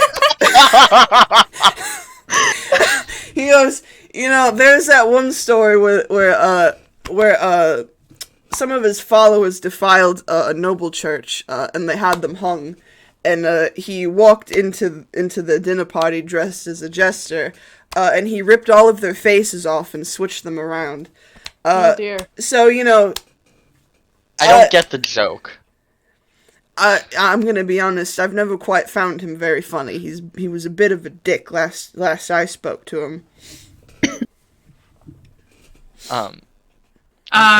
Cool. Let's try and make sure that we don't get our faces ripped off. That would be bad. Around. That would be very bad. That would be awful. That would be I worked really hard on awful. this facial hair. But Ethan stays quiet about that. He glances at the floor. Ethan, Tomato. all seriousness, I'm gonna... You're testing my fucking patience. He bats his eyelashes at you. She glares at him before pulling out the book wrapped in the scarf and presents it to him. I want you to look at this. Me? Oh, thank you. You shouldn't have. She slaps him across the face with the book.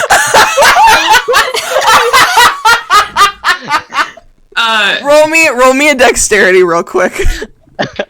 Okay. So I haven't used Roll20 before. What do I need to do? You just click on deck. Dexterity. I just click on it? Above the number, just click on the name. Yeah. You roll a 4. Ethan catches that shit like it's a fucking piece of paper, and he goes, not so fast, Tinkerbell! And he pulls it out of your hair. Nice try. That's not gonna work a second time. How many times have you tried to kill each other?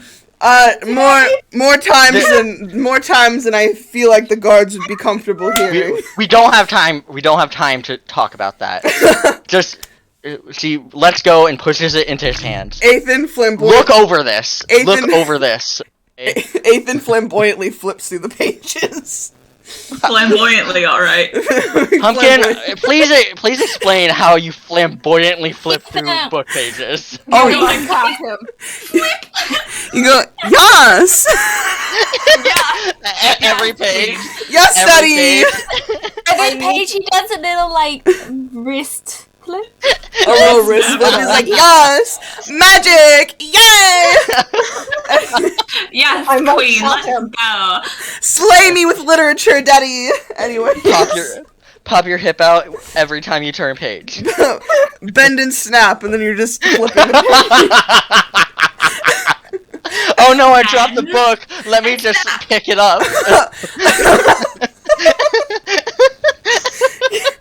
Ethan is attempting. Ethan is flipping through this book. To read. He's attempting to read, and he goes, yeah. This thing looks like shit. What do you want me to read about it? What is this? I don't know. Maybe actually look through it before making a fucking judgment. Ooh. So while we go someone's a little sassy.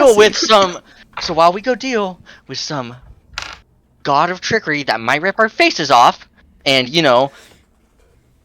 hopefully not die. Why don't you look into this while we're gone? And, why don't I take more than 5 seconds? Ooh. She takes a breath. Why don't I give a bit of an explanation, because Delphina is about to rip somebody's face off herself. Caspian is clutching Wander's hand to his boob in fear. Delphina takes a step back and just is rubbing her head now. Aven glances at Micah. So are you gonna tell me what the fuck this is? Or?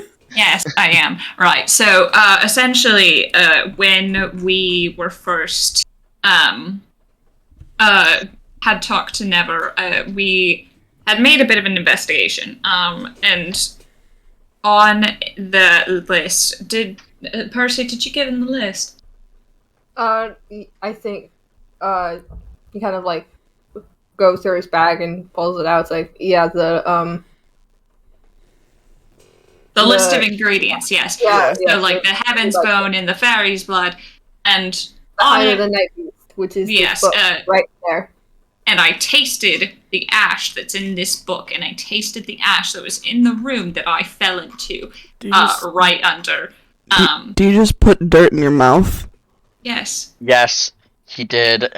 She's just pinching her brow now. Just my point is that defeated is how she looks. My point is that the ash is exactly the same. So this is the same Eye of the Night Beast that whoever had an effect on our unfortunate psychosis. Well, they were using this book and very likely used it to do all of that. And well, given that the dwarf at the cathedral had seen the exact same description of a person running away at the time, they likely used this exact tome. Well, not likely; it's pretty much proven at this point to do whatever it was that wrecked all of the shit around. And most of the pages are destroyed. There should be at least something that is in there that you might be able to parse that would give us, I don't know, a lead. I see what you mean. Give me another day. If I'm not much of a ancient spell literature type, but I feel like I should be able to read a lot. Did you wait? What did you just say? We know you don't read a lot. Delphina, do you just want to, destroy all our fucking goodwill here? I know. Don't think he has goodwill. I know where you sleep at night. I know where you sleep at night. Business transaction. Delphina has the energy of one of those, really aggressive little dogs. Oh, absolutely. Pure Chihuahua energy. She's Pomeranian, if anything. Okay. I can see that. The Pomeranians have the better hair. Aven squints his eyes at her and he's like, "Alright, Barbie, fucking slow your roll." He puts Is Barbie canonical in this universe? You know what? Why not? Come on, Barbie, let's go party. Hasbro pay me. Wait, does that mean fucking Raquel is also canonical? Yeah, her name is Delphine. Her name is Delphina. I sensed tension and came as fast as I could. Fight! Ethan puts his book on his desk and he goes, I don't know. I'll give it a look over. If I find anything worthy in it, I'll let you know. And he glances over at Caspian, who's just watching all of you in amazement and a little bit of fear, and he goes, with a hand on his boob. Yeah, with Wander's hand still on his boob. We're still on that. He goes. He kind of crooks his head and he goes, "You can show them out. There'll be mounts waiting for you at the end of the city. It's not too far of a ride. I'm sure you'll be fine." Right. Is there any way we should summon this god, or? Usually he just mulls around there from what I recall. He's really not that difficult of a god to connect with. Like Except I said, the face ripping thing. You know, I feel if you hang his followers, he might have a problem with that. Maybe don't do that when you go to a shrine. Alright, Sounds easy enough. we can try that. Ethan, Alright. I just ask one thing. Mm-hmm. The scarf that I wrapped that in, please take care. A very lovely merchant sold it to me, and I would appreciate you being gentle with that. Oh, did you buy it from Blue Jay? I did. Oh, they're a darling. Yes, Yes, they are. I adore Blue Jay. The one time that they get along. What do you mean, oh? Micah wiggles his eyebrows at Delphina. Micah, you don't have to fuck everyone. No, I'm talking about you, dumbass. Caspian is still Micah. clutching Wander's hand to his chest nervously. Your friends are scary. He looks at Caspian and is just like, "Can we go? Let Can me we leave here?" Yeah, I'll show them out. And Caspian starts kind of ushering you guys out of Ethan's office. However, before you do, Ethan goes, "Not you, Bard."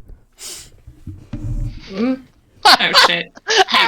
He kind of like raises his eyebrows. Why is like that so funny? He doesn't look. Percy doesn't look too like startled. He's just like, oh, all right. Close the door. I'll catch up with you guys. As Micah leaves the room, he leans over and he's like, "Don't die!" Delphina does not give a shit. She just walks out without looking back.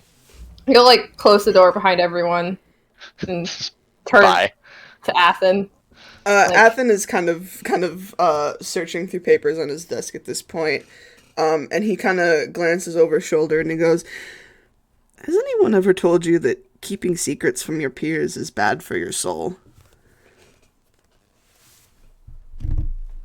Ooh. He just kind of looks at Athen. He doesn't look too like surprised. He's just kind of like staring at him, kind of just more content. Like doesn't seem too bothered. And he's like,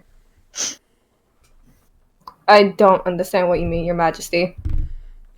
Oh, come on now. You're too pretty to be playing dumb like that. Ooh, you think I'm pretty?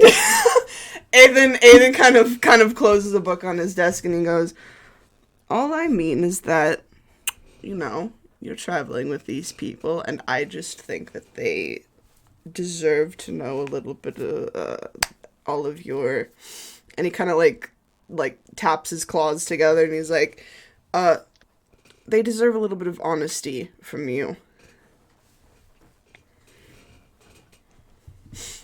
Or no, I'm completely honest with them. He looks you dead in the face, and Foxglove is staring between Ethan and between you, and then between Ethan and then between you, and then between Ethan and then between you, and he goes, "This is really confusing energy between you two. I feel maybe we should go." And I look at him, and he looks at me, and I look at him. I've written Ethan and Percy have a very sexually charged conversation.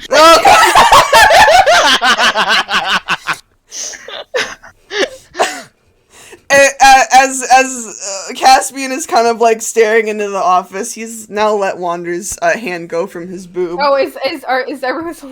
I think he's just glanced at and then is leading them towards, and he goes, your friends are a little bit weird," and he's like kind of talking to Wander and Pike. Oh, they're our friends, though. He's like, that's not very reassuring. They seem like good people. He looks to Wander and he's like, okay, I love that Pike and Wander are like the moral backbone of this group. Considering everybody else is a piece of shit, yeah. Percy Wanda kind of shrugs and is like, "We've only just met them. This is kind of new." I forgot about that part. Holy shit! These people don't really know each other too. He's like, "Promise me you two are gonna be careful around this lot." I promise, bro. Pike, he gives you a little cheek pinch, a little ooh. Oh, Pike's just like grinning.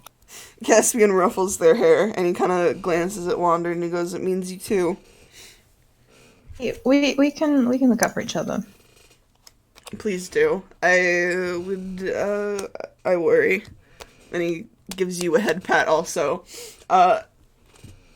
Percy, Ethan has released you from the awkward tension of that conversation.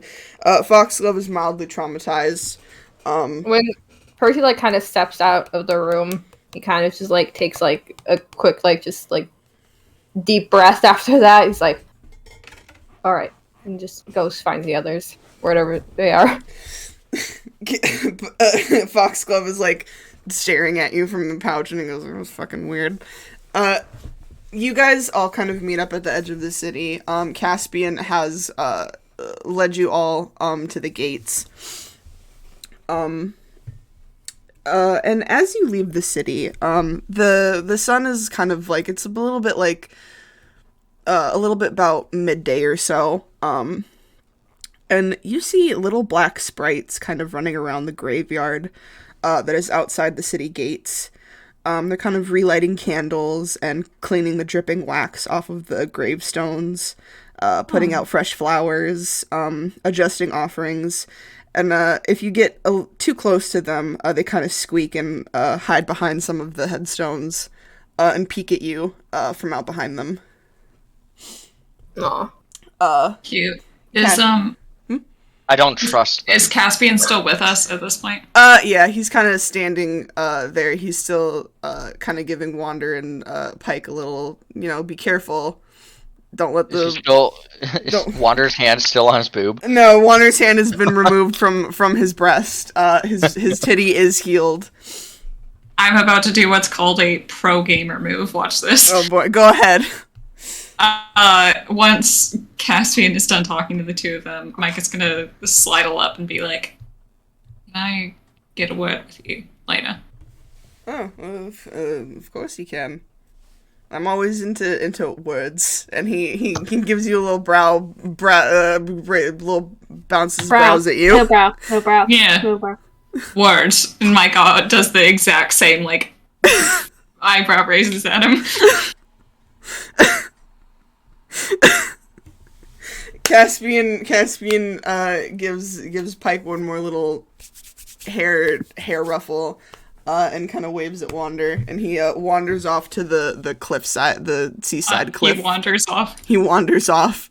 He goes to the little cliffside by the sea and kind of leaps off of the cliffside. Your mounts are by the gates as promised. There are five trusty steeds. For those who are listening, anyone listening in the stream, Jay has just written down in her notes, "Dick secured." My notes are fun. I can't believe Jay's trying to cuck Wanda. Oh, no, he's not cucking Wander. He's relieving some of Caspian's tension over the whole Wander thing. It's a mutual relieving tension. What do you call that? That feels like cucking. What do you call that parasitic relationship between like a human and a leech? Parasitic? Yeah. Did you just ask what do you call parasitic when it's parasitic? Are you calling Micah a fucking leech? You are so mean to He's him. He's trying to suck. Sucking for it. He's trying to suck something out of Caspian. He's literally just trying to get dick once and then give Caspian advice and fuck off. Pumpkin, I'm not gonna move past this. Did you just ask, what do you call it when something is parasitic between two things? This is what I get when I try to be mean mean a parasite? to Jay. This is what I get when I try to be mean to Jay. Yeah, don't do it. Fuck you. This is the exact same thing as when you forgot what a fucking pot was. Sometimes life is really hard. Anyways. So there's five gracious steeds awaiting all of you What do they outside. look like? There's four average looking, and one of them is not Caspian. I'm sorry, Micah. No, I was meaning like, are there any specific colors? Oh, they're I'm a all horse. they're Describe the horses. they're all so Oh my god. There are four average size black horses standing outside these gates, and Wander, Athan, in an attempt to accommodate your beefy muscularness, found you a steed capable of carrying all of that heft. Unfortunately, it is more wide than it is tall. God. Wander, you've been provided a very muscular, very short pony. Little Sebastian. What? 1 second. 1 second. I have to look something up. It is a stark difference between your comrades' mounts, I must say. Wait, 1 second. 1 second. I need to. Okay, please look at. Oh my god. Oh, That thing is disgusting! What the fuck is that? That looks like if you made a penis into an animal. This horse that I'm looking at.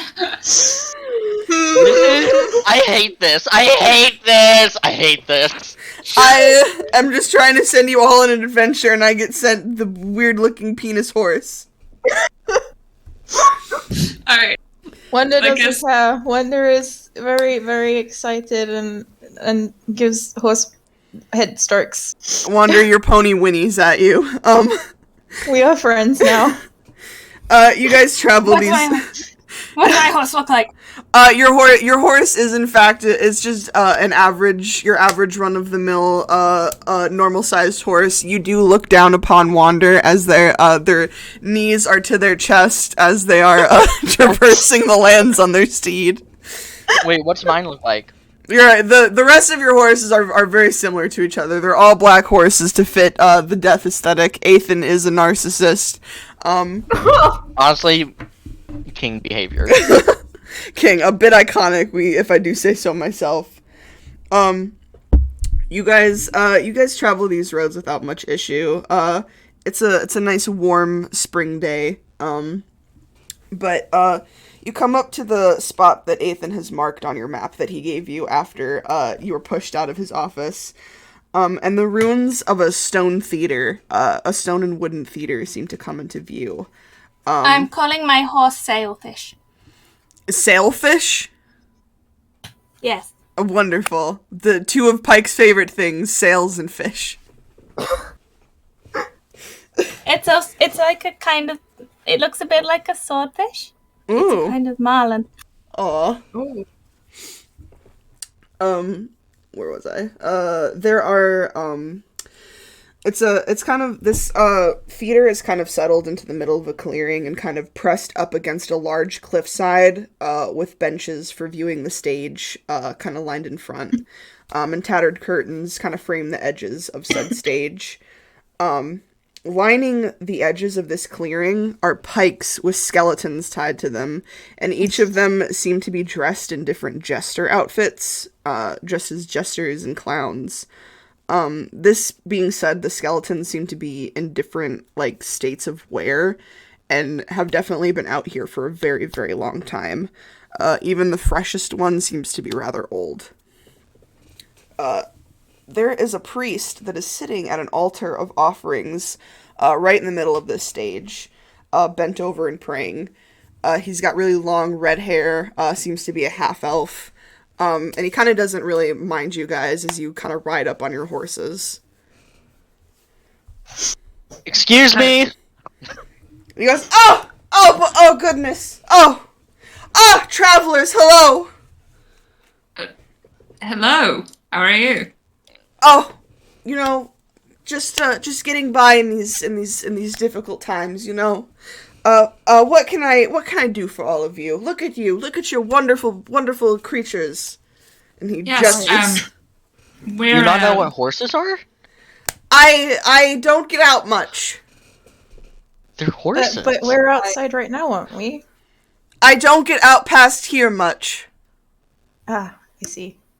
Have people not... we're gonna move past this. We're here to talk to the big guy. Yeah, we would like to pay tribute to Tinkernos. No, but tribute. Oh, Tinkarakos. Oh, goodness. Tinkerakos. Yes, that one. The priest kind of looks solemnly at you all, and he goes, "Oh, goodness, I wish I wish I could. But you see, that's kind of where my predicament comes in." And he sees, he stops and he kind of sees the horns of the skull poking out of your bag, Percy. And he goes, "Oh, what's that you've got there?" Oh, kind of hesitantly takes it out. It's like, it's, one of Tinkerakos' saints. We came to return it after we found it. Oh, We're Asanos. hoping. Oh, how terrible. Oh, I have no words for my sorrow. Oh, how he loved to dance with the mortals. Oh, how he loved their merriment. How could someone take advantage of this? It breaks my heart. Oh, I must take these remains inside. If you'll, Inside? He kind of gestures to have the skull handed to him, and he goes, if you would like, you could follow me. I must say, though, if you're looking for Jay. a counsel of my... 1 second. Oh, God. Wait, enough with the penis horse! Oh, my goodness! Stop making me look at it! No, not for posterity! Stop putting that abomination in my Discord!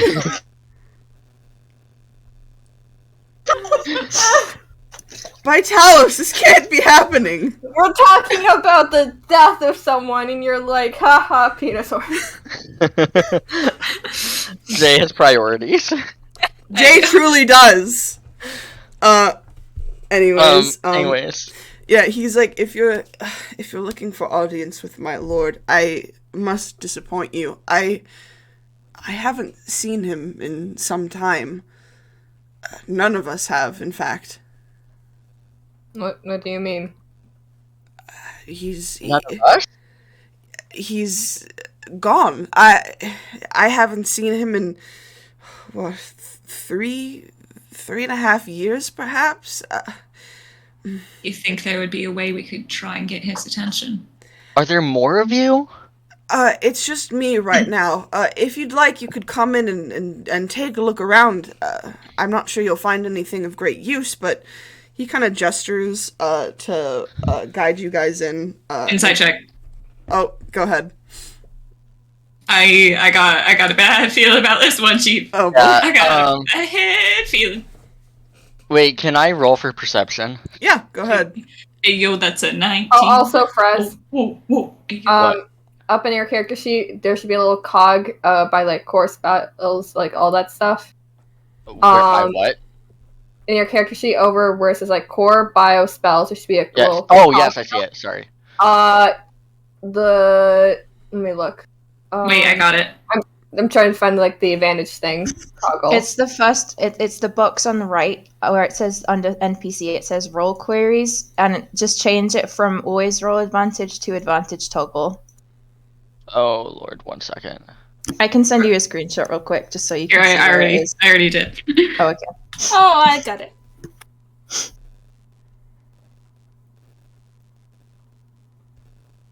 1 sec. It says roll queries, advantage toggle. That way you can change it to advantage, normal, and disadvantage. And changing auto damage roll to auto roll damage and crit is kind of good because it makes it so you don't have to do the math yourself. So, I'm sorry. I clicked something and it took me somewhere else. What did you say? Just click either perception or insight. I'll just add it to your thing. We'll figure it out later. Always whisper rolls to the GM, right? No, you can just say it. Or I guess Never whisper. Yeah, whisper toggle or whatever. We will do this later. Yes, and then go back to core, and then you can click perception on your skills.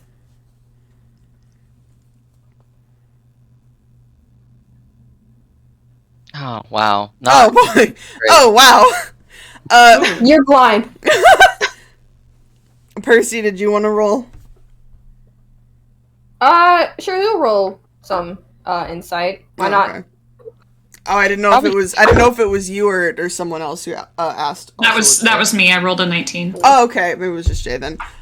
So Delphine, you whisper to Kalios, and you kind of try and like, hey, like, what's the deal with this? And what's good, girl? Yeah, what's good? What's the deal with airplane food?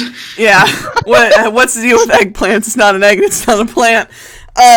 Kalios kind of, you can feel her kind of like raise like a brow, and she goes, I don't really understand what I'm looking at here. Why the fuck are you here? She can't really help you here. In this moment of trying to spot something, what's up with this guy. Micah, however, you can definitely tell that something's up with this, with your man over here. He's a little bit twitchy. He's a little bit nervous as he's like holding the skull in his hands. He's holding it by the horns, and his fingers are like continuously like flexing and like unflexing, and he is and he's kind of like eyeing you guys a little bit nervously. But he shuffles into the backstage of this theater and kind of gestures for you guys to follow. Micah is gonna like only loud enough so the party can hear be like, I have got kind of a shitty feeling about this. Pike's gonna roll insight. Oh, go ahead. Also, just so the party can hear, Delphina's gonna be like, hey, I don't know if we should have given the skull to that guy. Yeah, me neither, honestly. I don't... Can Wanda roll insight just for fun? Yeah, Wanda can roll insight just for fun. I want to see how bad it is. I also rolled a 19. 3 19s, woo! Let's go. Pike and Wander, you both kind of glance at each other, and you both also get the sense that this guy is not all there. He's kind of still like glancing over his shoulder to see if you guys are following. Wanda will shift closer to Pike, just as like a. Aww. Delphina ain't following. No. Micah will follow, but he keeps a very like ready hand on his whip. Yeah. Percy, you also, same as Micah. Oh, of course he has a whip. No, it's not. Percy's not looking for his whip. Percy, roll a 19, but you can definitely tell by his strange body movements, like, there's definitely like some weird shit going on with this guy. He doesn't seem to be lying about, the distress of his saint dying. That seems to be something that he is earnest about. However, his behavior is definitely off. Yeah, maybe we shouldn't have given it to him. No point turning back now. Yeah, what's done is done. Just be on your guard, I guess. Alright, so you guys following him? Yep. Yes. Alrighty. Yep. This cannot go bad. This is going to go awfully. We'll be fine. Boy, map change. Right as we said that. Oh god. Oh boy. So that's a great sign. Yeah, so you guys enter this silly little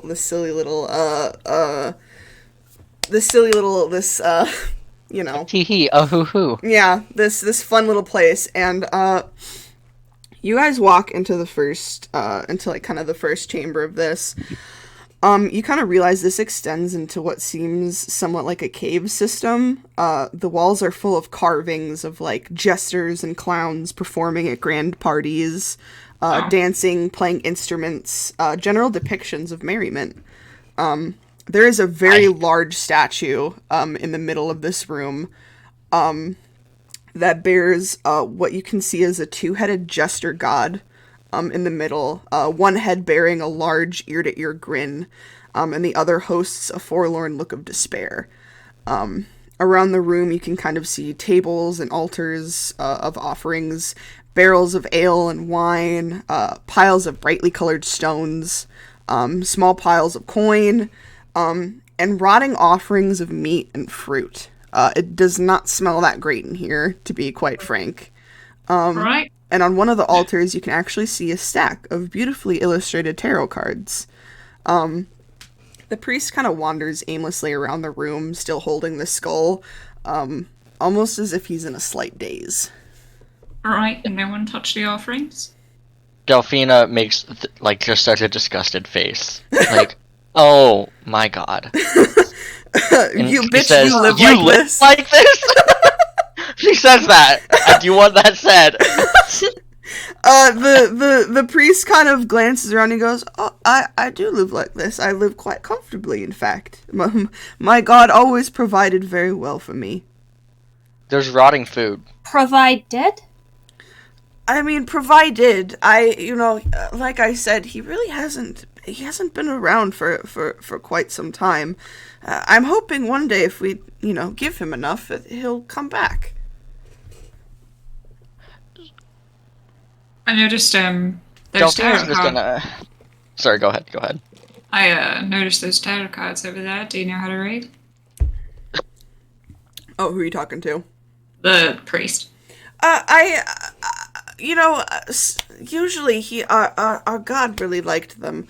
We used to pull a card and, pulled the wrong one, you get struck by lightning. It was a bit of a fun little game between us.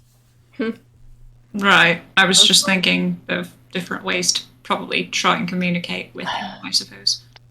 I mean, you could try if you'd like, I wouldn't want to be struck by lightning. It's not that bad. And he kind of continues to wander aimlessly around the room. I think I'll give it a pass. Delphina's gonna just put up, a hand, like, hey, hold on real quick. and she'll smile, just a very polite... Oh, no. A polite customer service smile. It's just I'm so sorry. We never introduce ourselves. What is your name? And what is your title? Are you a saint or a priest? How did you come to be here? Who are you? Oh. I'm Delphina. I'm not from around here, but it's a pleasure to meet you. Oh, well, thank you, Delphina. My name is Nathan. I am Nathan? Nathan. Nathan, with an N. That's, not expecting a Nathan, but, okay, yes, continue. I apologize, Nathan. It's Nathaniel, if you really want to be a specific. Most people just call me Nathan. It's biblical. And he kind of looks at you and he goes... Bible? He kind of looks at you and he goes, "Oh, well, It's what? Sorry? I've never heard of that. The book of stuff and things. I am a priest of Inside check. Go ahead. Oh, 23. Oh shit! He is in fact a priest. He's not lying to you about that. He is a priest. About his name? Oh, about his name? Yeah, his name is Nathaniel. I'm gonna kill you. His name is Nathaniel. He is a priest of I fucking Tinkerakos. He is a priest of Tinkerakos. He's being honest with you guys about that. But what about the rest? Why are there bloody pages on the map, Pumpkin? Oh, those are cards. There are cards strewn around here. That's at least what the asset pack told me. Oh. Those are genuinely just gesture cards. Micah narrows his eyes at Nathan and doesn't say anything, but he leans over to Delphine and says, "I'm just gonna keep my name to myself in front of this guy." She's gonna lean over and whisper back, yeah, good idea. Yeah. returning to Nathan. She's like, so Nathan, Mm-hmm. why should we place the skull of the saint on the altar? That might appease your god, Oh don't no, you think? we have a special place where we put our dead saints. In fact, it's deeper into the shrine. Why do you have so many? Our god really loved to reproduce. Really liked to make lots and lots and lots and lots of saints, and it was great company. They just have a tendency to die a lot. Oh, What? dear, I'm sorry for your loss. It happens. Is He gives you like a big, very big smile. how long have you been here? Out of curiosity. Oh, I was born here. In fact, How long? Is what I asked. Oh, how long? What am I? 27? I'm 27. No, you're not. I'm 27.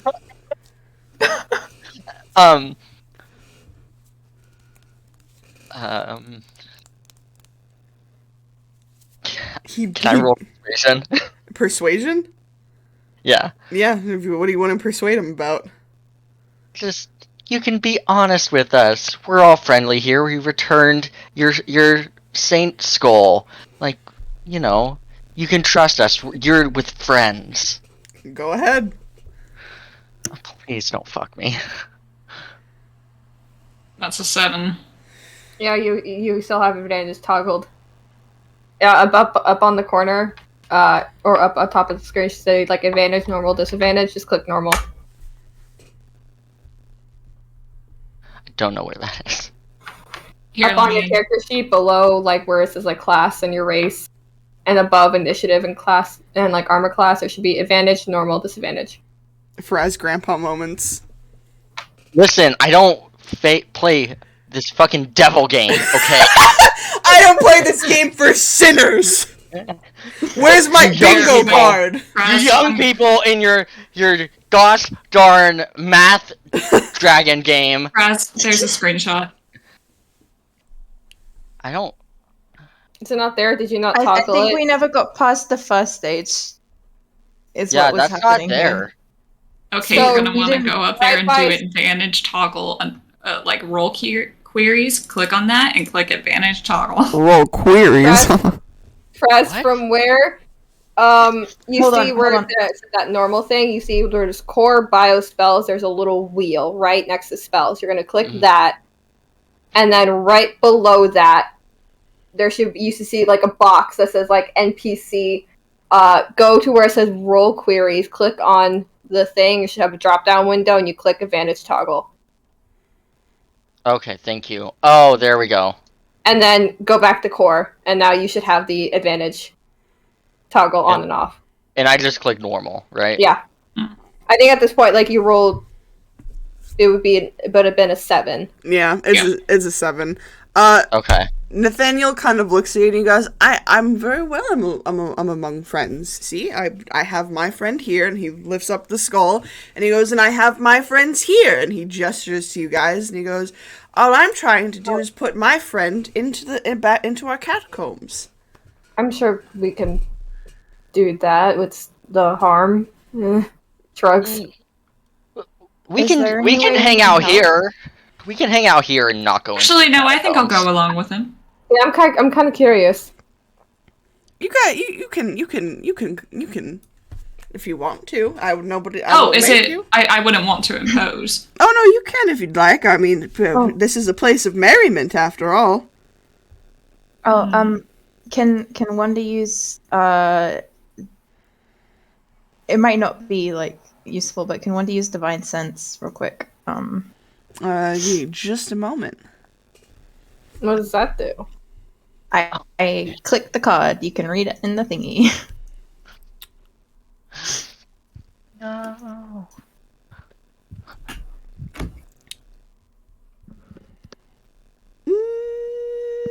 They can. Oh, Go ahead. Tell me how you do that. I just use it. Are you using it on him? Oh, I just I think it's just anything within 60 feet, which isn't hidden behind something. They can just sense it. Oh, 60 feet? Yeah, no, it's just a guy. All right. Here's a guy. He's staring at you. He's smiling at you specifically, Wander. Hee. All right. They're is there any way we can help? If you want to, you can follow me back here. All right. Sure, why not? Alrighty, you guys are gonna follow him? Sure. What's the worst that can happen? Micah's keeping a hand on his Let's lip. definitely come out there.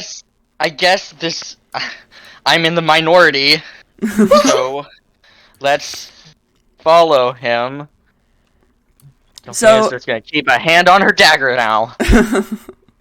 So you guys really follow going into the catacombs. You guys follow Nathan. Nathan is having a jolly good old time. Oh my goodness, a jolly good old time. Simply. Sorry, I'm trying to reveal my map. This thing is A fucking huge. wonderful non-denominational time. Truly. You guys follow Nathan down the corridor, and he brings you to a little patch between two statues, and you kind of watch him wander around the corner. And as you follow him, give me just a moment. You continue to follow down the hall, and still the walls are covered in special carvings. They're covered in paintings, kind of. They're very old paintings, to be frank, but this was, a temple to Tinkarakos. It's dutifully decorated as you would, but I'm gonna need to. Micah, are you in front of the group, would you say? I don't know. I do not know. We have not established a marching order. I just dropped a token on the map. How do you drop tokens? You are going to go over to the journal. You are going to grab onto your funny little character, and then you are going to drag and drop them onto the map. Oh my god, there I am. It's him. And if you would like to put a health bar on them, you can click on them, click the little cog, and in bar 1, you can do health out of your hit points out of hit points, and it'll display only video. And look at us go. Wait, where do you put them? The journal, where you click the journal, you just grab your character and drag it onto the. Yep, there you are. Yeah. So I guess Wander is in front, I suppose. Oh, Wander is in front? Is that what? Well, we have Pike and Wander. Wander is beefy. Wander can go in front. Okay. Pike's hiding behind Wanda. I guess Delphina's behind us. Yeah, she's I don't want to fucking go down here. Catacombs? No. Wander, roll me dexterity. Oh boy.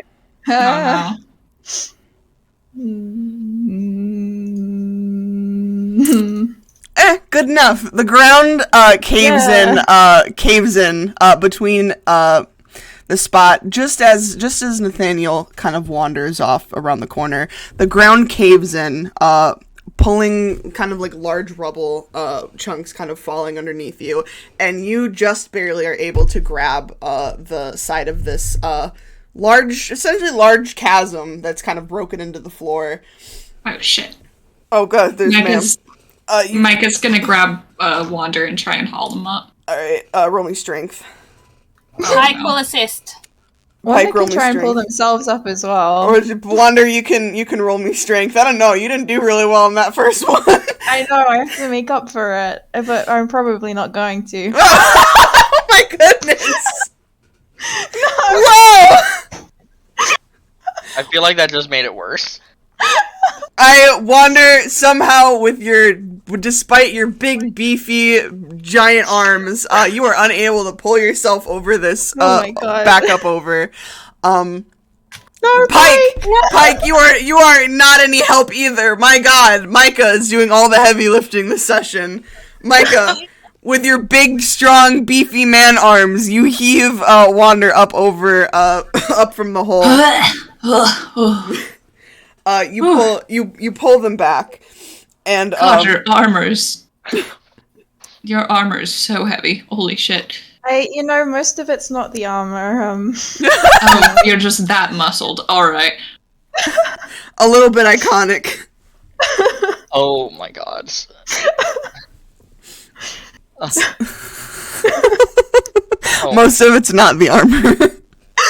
Most of it is the titties.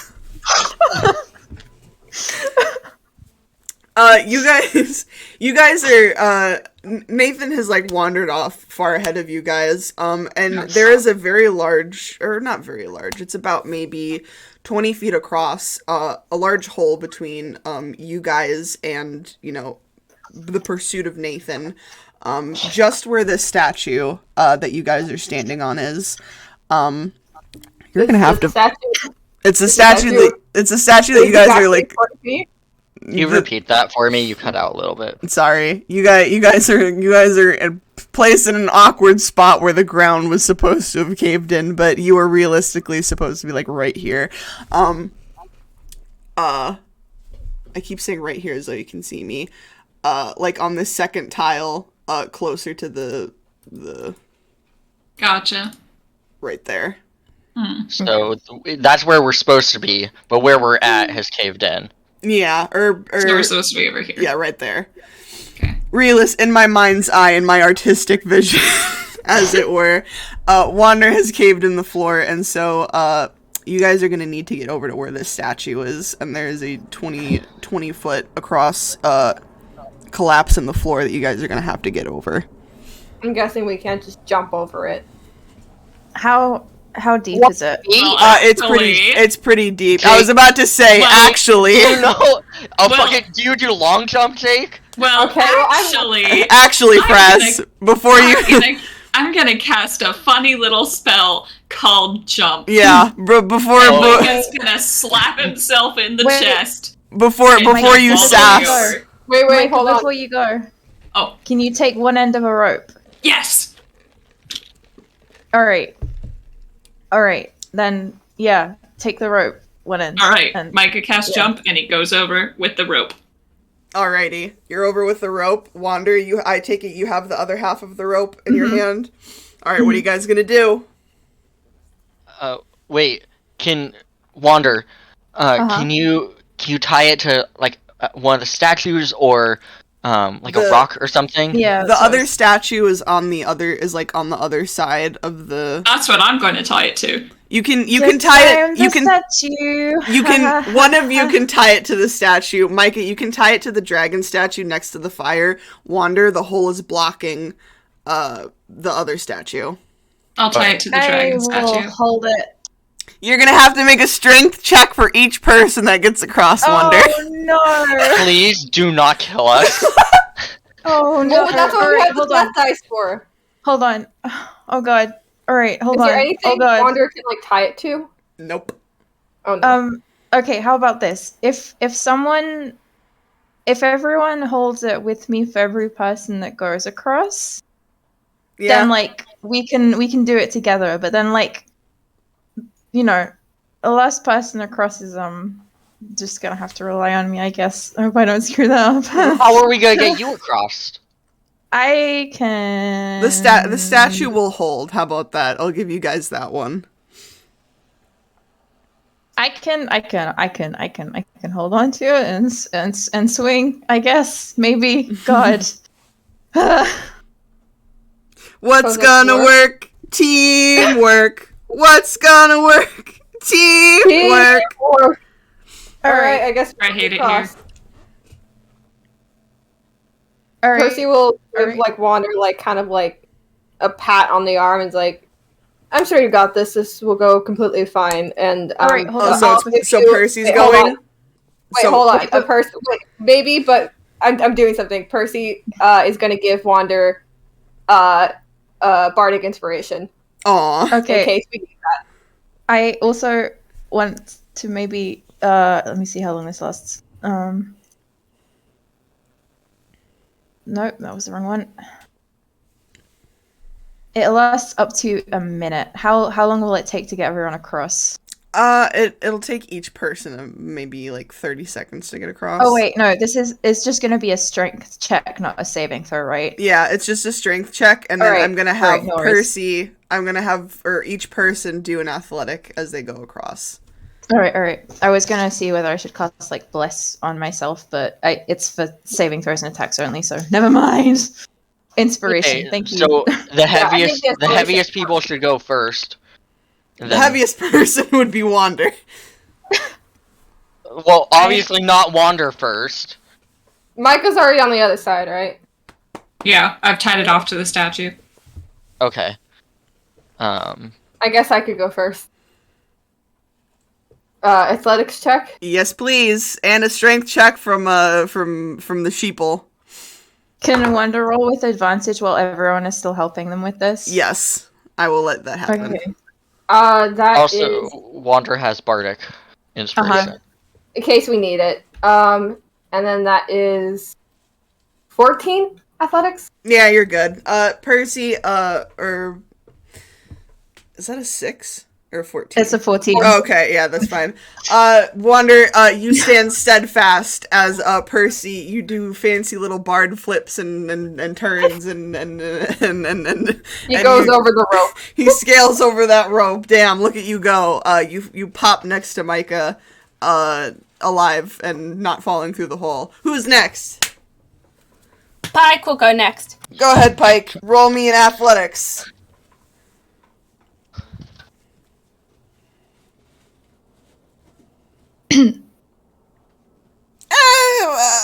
Pike, a lot less impressive. You manage to almost fall.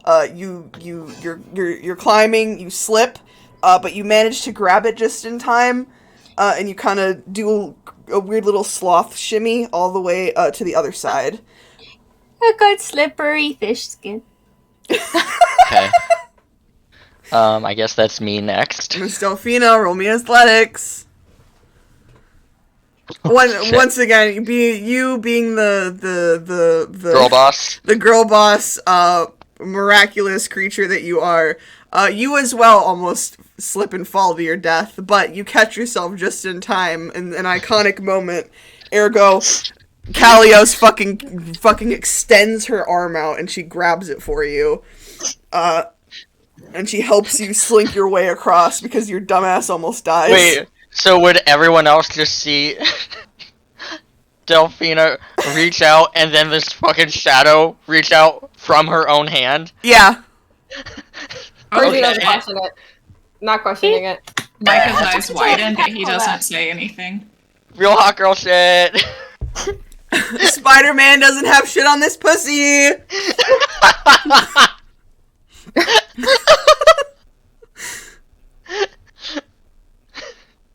Alright, chums. Let's get Wander. Did you just call us chums? Oh my god! Percy and Micah are over there. She pushes them out of the way. Out of the way, Bert and Ernie. I rolled an 11. I don't know enough about warlocks to know if that's normal. Time to get Wander across. You got this. Oh goodness. What do I roll? Wait, how do we do this? They can just like try and swing across, I guess. Wander, you're gonna Hold them up, give me okay. Wander. You're gonna give me a strength and a dexterity. You got your inspiration, and if you need it, Yeah. All right. Not bad. All right. Okay. Not bad either, Wander. My god. Wander, while it is not the most graceful that you can do, you managed to swing your little sheep ass over there. You kind of thunk against the wall of the hole a little bit, and you go, but you managed to climb your way up the rope to the other side. And we only have to do that one more time when we get out. Oh yeah, definitely. oh boy. Nathan, where are you? You Percy's guys heading down. Percy's heading down. Yeah, you guys. Nathan has Delphina's gone right this fucking way. behind him. Nathan has gone this way. You guys come up into this second chamber. Just a moment. Delphina's just fucking. Oh boy. Oh, okay. Oh. I'm fucking sick of it. Nathan is standing here at this nice little pool of water, and Out. What? Nathan's like, now, I know it looks bad, but fear not. These wonderful partygoers have perished on their own accord. There was a night of great drinking, and they fell in and drowned. But they went out doing the thing that they love, which was partying hard. But you didn't even try to save them? I mean, can one really save someone when they're partying hard? Yes. Check on that. Yeah, go ahead. Yeah, I'm gonna. My favorite. I want them to believe this. Yeah.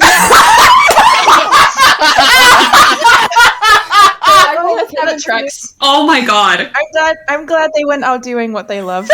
That's so nice. I mean, I got 23. I got a 0. Nathan. You know, that's all someone can really ask for, isn't it? Just going out doing what they love. Micah's like, no, no, Delphina looks directly at Nathan and is like, "What? Why are we here? Why? Why? Micah, you walk over to this body of water and you take a good fucking look at it. These corpses are pretty old and they're very waterlogged. You can see like pieces of like bone and skeleton poking through. They've been here for a while. But you can see like there's like a little party hat on one of them that's heavily decomposed. Who's drawing on my map? What are you? Are you drawing penises? Nat, are you drawing penises on these dead men? Draw? Don't draw on my map! Fuck off! It's bad enough Nat has learned how to draw wieners on it. Wait, okay, so I'm gonna just put a dot. Is this like right where Nathan's kind of standing? Yeah, just about. Okay. Micah, hang on, let me finish with Micah's role before Nat was drawing them with fat meat. Micah, you inspect them. They are wearing tiny little party hats. You can see like at the bottom, the pool is not super duper deep. You can see little like an ale keg. You can see like beer bottles. Down for what? Yeah, they did in fact. He's being honest about this one. They did in fact drown partying hard. And I mean, you could have dragged them out of the water and saved them that way. I mean, you know, that's icky. No, it isn't. What's wrong with you? Ew. Decomposing. Oh, look at me. I don't want to step into the water. Oh, you're being a bit mean. Exactly, because you're being a bit, what's the word? Dumb. Oh. I don't really understand the problem. I step into dead body water all the time. Yeah, see, Pike does it. Pike, no, you were, no. Nathan, what the fuck? I'm just being honest with you. Am I not supposed to be honest? I'm saying, what the fuck? Why is this down here? I mean, and why? This is where we lived. This is where we prayed to our God. This is where he hung out, as the kids would say. He's gonna just like kind of edge along the wall further into the cave, but on the opposite end of where he is. Is there anything? The fuck? Is there anything else you guys want to check out in this part? No. Is there anything else interesting? Who pinged on the map? How do you ping? Me. You just hold down. Did you want to check that out? Is that actually like there? Oh, yeah. Cool. Check out. Yeah. Hell yeah, let's go look at it. You can check. There's a lot of stuff you can check out in this cave, but did you want to?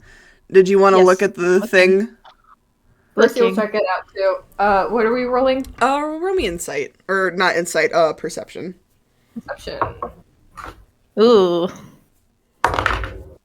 My favorite. Wander. 19. By the way, did anyone light a torch, or is it lit at all this far into the cave? Yeah, you can't. I don't think you can tell really well on my map, but there's like little like lights that are kind of like these ones, right? The room. Yeah. Okay, I thought so, but I was like, is Micah or not Micah? Is Percy just fucking wandering around like stumbling into Not shit? the first time. Not the first time. I rolled a 19 for my perception. Wander, you look at those bones, and boy howdy, are those some bones. Those are some good bones. They're certainly made of bone. Percy Percy, you investigate these bones, and you can see the skeleton of this creature is very large. It's about the size of like an elephant. Or it was, because it's long dead. But this was a titan at one point, you can tell.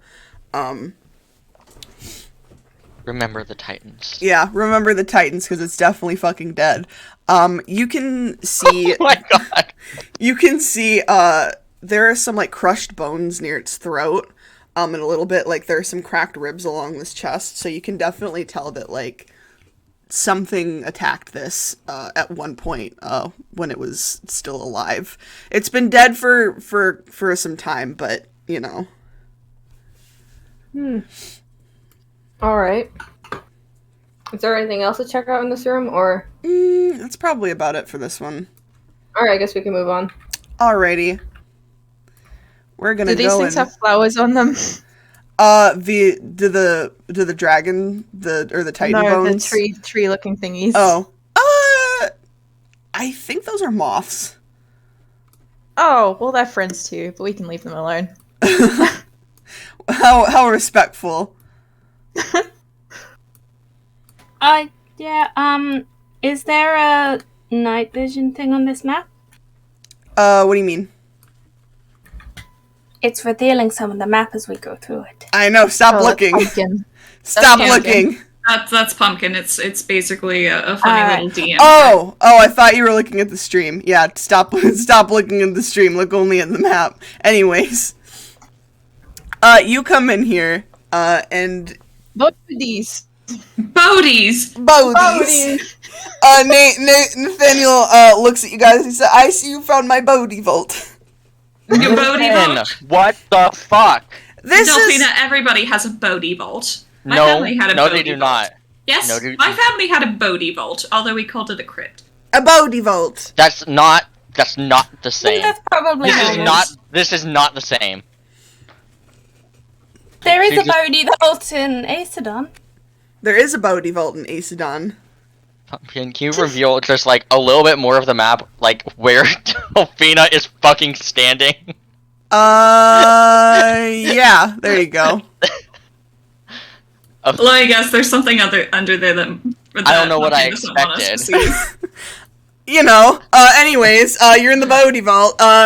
Nathaniel is standing at the end of the Bodhi Vault, and he's looking at you guys, and he goes, so right here, we'll put you, and he, like, places the skull at the top of the, on a table, at the very end of the room, and he goes, right where you should be, right home.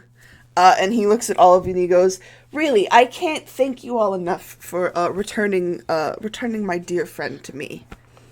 And, he looks at you. What the fuck? He looks at you all a little bit wild-eyed, and, what the fuck are you doing, Jay? What are you doing? Go ahead. Nathaniel is standing here, with all of these bodies. This is definitely a room you can check out, though. I would like to roll investigation. Please, Nathan, where did all these bodies come from? I will also roll investigation. Oh, that's a 20. Roll. Whoever wants to roll investigation, you may roll investigation. I rolled a 19. I rolled a 20. 19 I'm just and not 20. rolling Oh well wait, tonight. sorry, fuck, I clicked the wrong one. I feel stupid. You're good. I rolled a 20. Oh, damn. Still doing good. Yeah. Still doing good. You all of you kind of look around this room, and you look at these bodies, they're a little bit loosely wrapped, not very good. And when Nathaniel kind of isn't really paying attention, you kind of lift the wrapping, and you can see that for the bodies that have become skeletons, these are saint bones still. And not all of these saints seem to have died by natural means. Some of them have like bludgeon holes in the skull. Some of them have like broken ribs, where like the flesh is decomposed and you can like see through the bones.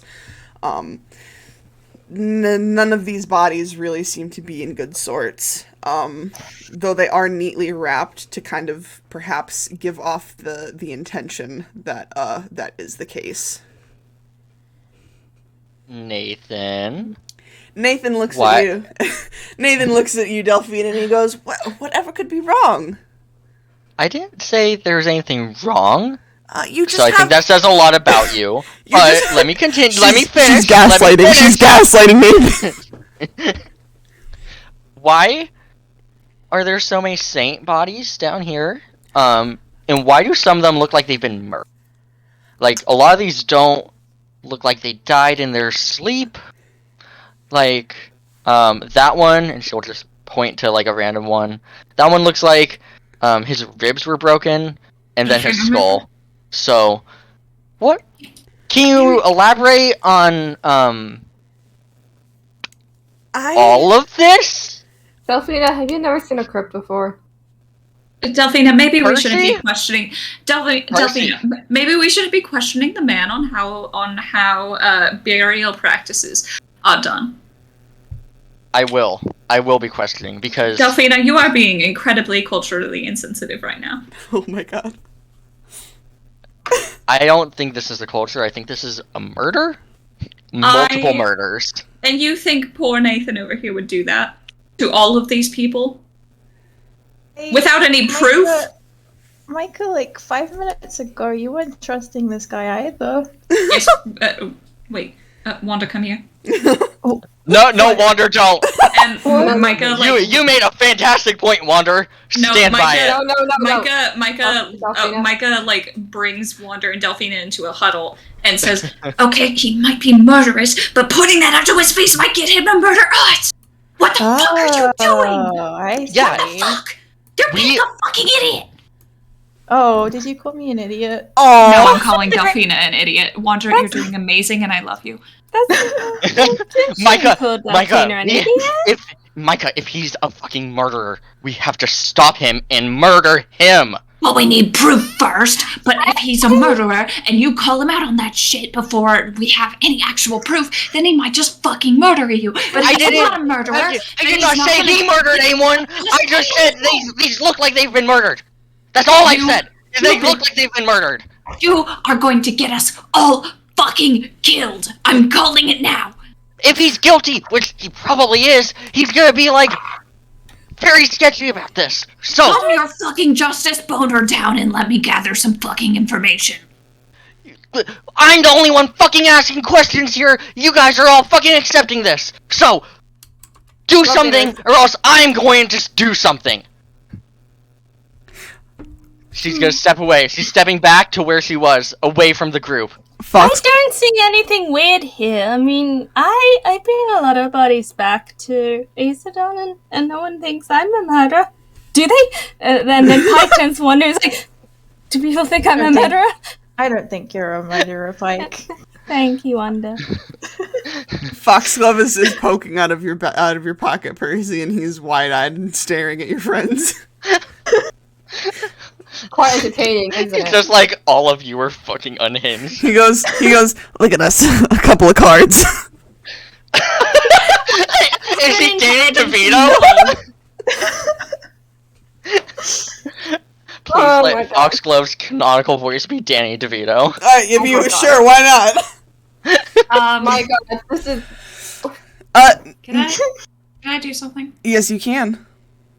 So can I send Smudge ahead to scout the ahead room when Nathan is not paying attention? Yeah. Oh my god, I forgot about that. who was the last to roll investigation? Was it me? Or yeah, it was you, and then you asked. Oh no, Finch. Finch was the last to roll investigation. We were just poking around. Yeah, Finch rolled a 9. You, Fraz, you had rolled a 19. Yeah, you rolled a 19. You investigated the saints. Saints are all bludgeoned to death. Fraz, after Delphine's wild rant at Nathaniel, he kind of slow blinks at all of you, and he's kind of like pressing the tips of his fingers together. And he goes, I need you to understand how important our gods are to us. Of course, forgive her. She's unwell. Yes, well, Micah, you shut your mouth. Oh, such aggressive language. You see, listen, they guide us. They nurture us, provide us with what we need. Without them, we are but sheep to the slaughter. And I would prefer you not say those words around my friend. He looks at Wander and he goes, they are but other vague animal of slaughter. Wonder looks at Dolphin and is like, I'm not a sheep. I'm a tiefling. I'm sorry, you're just very cute and fluffy like a sheep. Aww. I apologize. Thank you. Wonder, we do love you here. Nathan, continue your rant. Nathan. Sorry about that. Nathan just like blinks at you guys and he goes, listen, Tinkarakos provided us with great merriment in times of tragedy, and I hope you will all understand when the time comes why we do what we've done. And Micah, you have sent Smudge to go off and investigate the room ahead. Yes. Even though Nathan kind of passes by them without really like acknowledging them. But as he does, you all step into the final chamber of this room. And oh my gosh. Nathan, what the fuck? You all follow the priest into the final chamber of this room, and the sight before you is rather horrifying. The smell of rot that seemed to have been lingering faintly in the air before is absolutely festering here. Piles of bodies sit stacked in the corner. There's piles of gore positioned in the middle of painted symbols on the floor. Altars are stained with red and littered with bones. And the priest kind of turns and looks at you all with a very weary smile, and he goes, I must bring my lord back. I was told, I was promised, every pound of flesh would bring us closer to his return. And he turns from you guys, and he kind of steps into a small pool of moonlight that's kind of seeping from a crack in the ceiling. And as Mark, he does, where are you standing? As he, one second, where's my? Sorry to interrupt the you're good. Storytelling. Let's he's maybe right here. He kind of wanders into the room, and he as he like passes by this like crack of moonlight that's seeping in from the ceiling. His hair kind of streaks white before he goes back into the shadows, and he turns to look at all of you, and he goes, Fear not, for your deaths will have a glorious purpose. My friends foretold your arrival, foretold the weight of your blood and bones would be enough of an offering to bring our Lord back to us. And as he says this, you guys kind of hear like a little bit of like a rumbling, and behind him, you guys watch as dozens of fairies slowly start to crawl from the large cracks in the walls.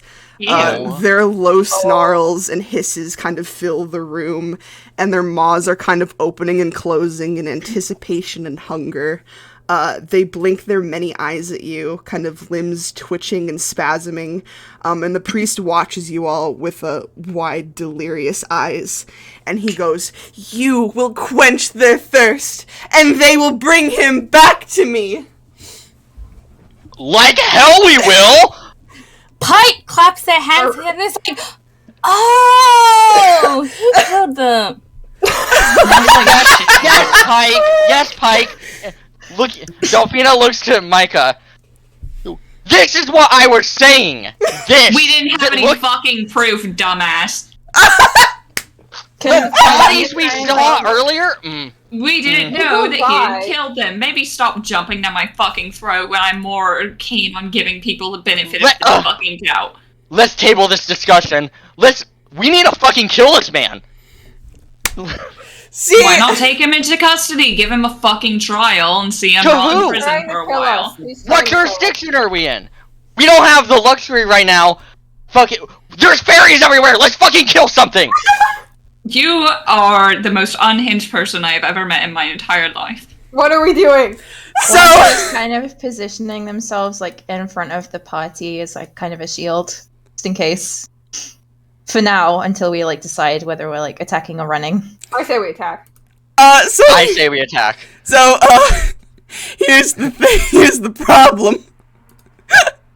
As you guys kind of like slowly like advance upon Nathaniel, there are fairies pouring from every single fucking like large crevice in these walls. We need to run. They are fucking covering. Are you fucking kidding? They are fucking covering the walls. They are snarling. Like, this guy has been leading people into this chasm for fucking years.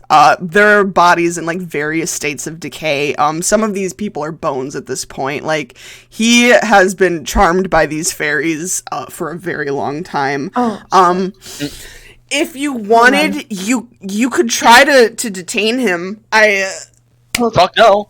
I don't know if this will work. Can Wanda try and cast protection from evil and good on him? Delphina throw a dagger at him. Wait, it's just like, hold on, one at a time. Oh, let's see. Like he's already been charmed by the Fae, but like it. That's untouched though. Oh boy. Yeah. Water just fucking full on sprints at him. Yeah. Why not?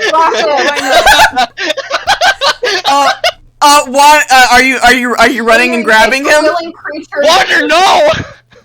Are you grabbing him, Wander? I guess. Wander, roll me a. It's a. No, it's like it's a spell, like to cast a spell on him. Okay. So like, if Wonder is gonna try and cast protection from evil and good on him, so like it says that if the target is already charmed, frightened, or possessed by such a creature, aka the Fae, the target would have advantage on any new saving throws against the relevant effect. So like to try and break him out of like being possessed by them. I could also try casting Puppet on him. What does that do? I'll just link it. Oh, there we go. But I'd rather throw a fucking dagger at him. Wonder. Hold on. Whatever you guys decide to do. Wonder is casting protection from evil and good to try and break him from being possessed. All right. Wander's in the way, so she can't throw her fucking dagger, but it's out and it's ready to kill. Make a strength check for me.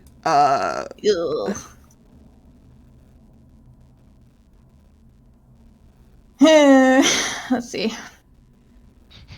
Just the mental image of Wander just fucking like full sprinting like through the carnage of people.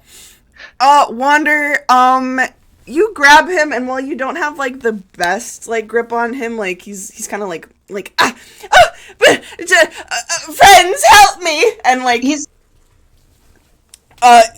you grab him. So listen. Percy Foxglove kind of pokes out of your bag, and he goes, "Hey, I hate to interrupt this wonderful party. That tree up there looks a little bit promising. If you guys are done fucking dancing with these things." The tree? What? He looks at the tree.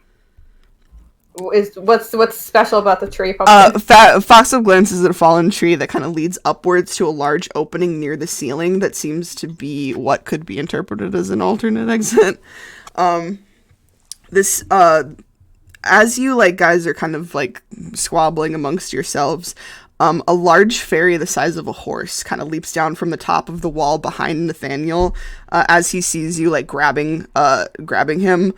And as it slams into the ground with, like, a thundering, like, tremble, a nearby pillar kind of cracks in half with, like, a shattering noise. And the entire temple begins to kind of vibrate and rumble as chunks of debris begin falling from the ceiling around you. Alright, we're going. Wait, does one dispel, like, work and breaking him from, like, being possessed by the fairies? Yes, that's a great question. Yeah, kind of at least in the moment, Nathaniel kind of looks very dazed around at all of you, and he goes, "What and he's not very responsive to you, but it seems to look like whatever has happened to him has worked." Okay, then Wonder will, like, pull him along with them. All right, when they're getting out. Are you guys heading up the tree? Big question though. Yeah. Is this like going outside? It is going. It is going alternate exit. It is going up through an alternate exit, Jake. It is going up through an alternate exit, Jake. It is going up through an alternate exit, Jake. Is there moonlight being illuminated from the exit? Not through the exit, but, like, it's an exit. It's nighttime out. Do with that what you will, Jake. Percy pulls his hood up and goes. All right, so are you guys going up the tree? Yeah, we're going up the tree. Pissed. She's pissed, but we're going. All right. We're going up the tree, and Micah's illuminating the way with the flame in his that he's conjured in his hand using his funny little cantrip. All right. The ceiling kind of continues to rumble as debris kind of falls in massive chunks to the ground. Wanda, come on. Gotta get out of here. Wanda's the priest with them. All right. Wanda's got the priest in their hand. The sounds of fairies kind of shrieking in surprise as the shrine begins to come down around you kind of fills your ears, and you all begin to flee up this tree and into the corridor the corridor of this place.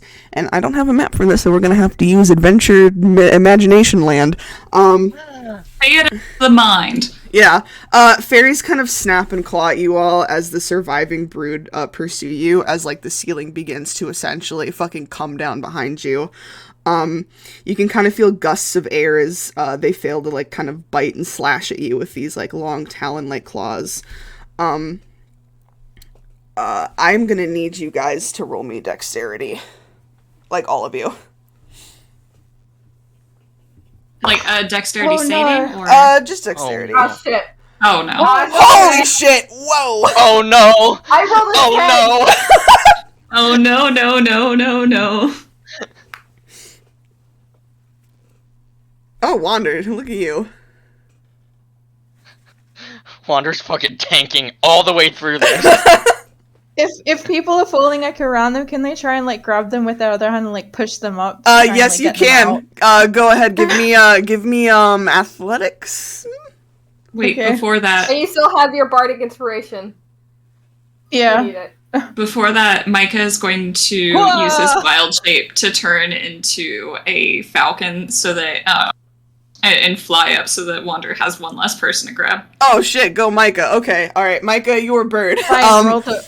Wander rolled a nat 20, it's fine. Alright, so, Delphine, Micah, you're able to, you use your little wild shape. A fairy kind of claws at you and kind of, like, bats at you, and you kind of, like... Micah bites its head off. You are a falcon!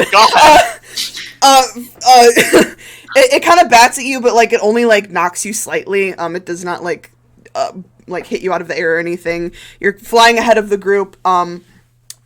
Delphine, however, one of these fairies kind of locks its teeth around your ankle while you are running. You're able to yank it away as Wander grabs you with their big beefy arm. And Percy, you just barely miss a fairy, like, swiping at you and grabbing at your back. I, like, kick at it. Percy kicks at it. Alright, the fairy kind of hisses and snarls as you kind of kick it away. His is back and Kai's back. As you guys flee, you can feel the structural integrity of this ancient shrine kind of begin to crumble beneath you. The rock and stone kind of collapse around you as you're chased. Wander has Micah and not Micah, Percy and Delphine in one hand and this priest in the other. You can kind of feel it like your heart's pounding in your chests, and you can hear like the blood rushing through your bodies and your ears, and you suddenly feel the ground like give way underneath you, and you plummet into this raging river that seems to have run under this temple, as the kind of structural integrity like crumbles beneath you. You all feel the weight of the water kind of sucking you under before you're able to claw your way back up to the surface. Some of these fairies behind you screech and rage as some of them are swept under the river past you. Delphine and Pike, I'm going to need you to do a Constitution saving throw.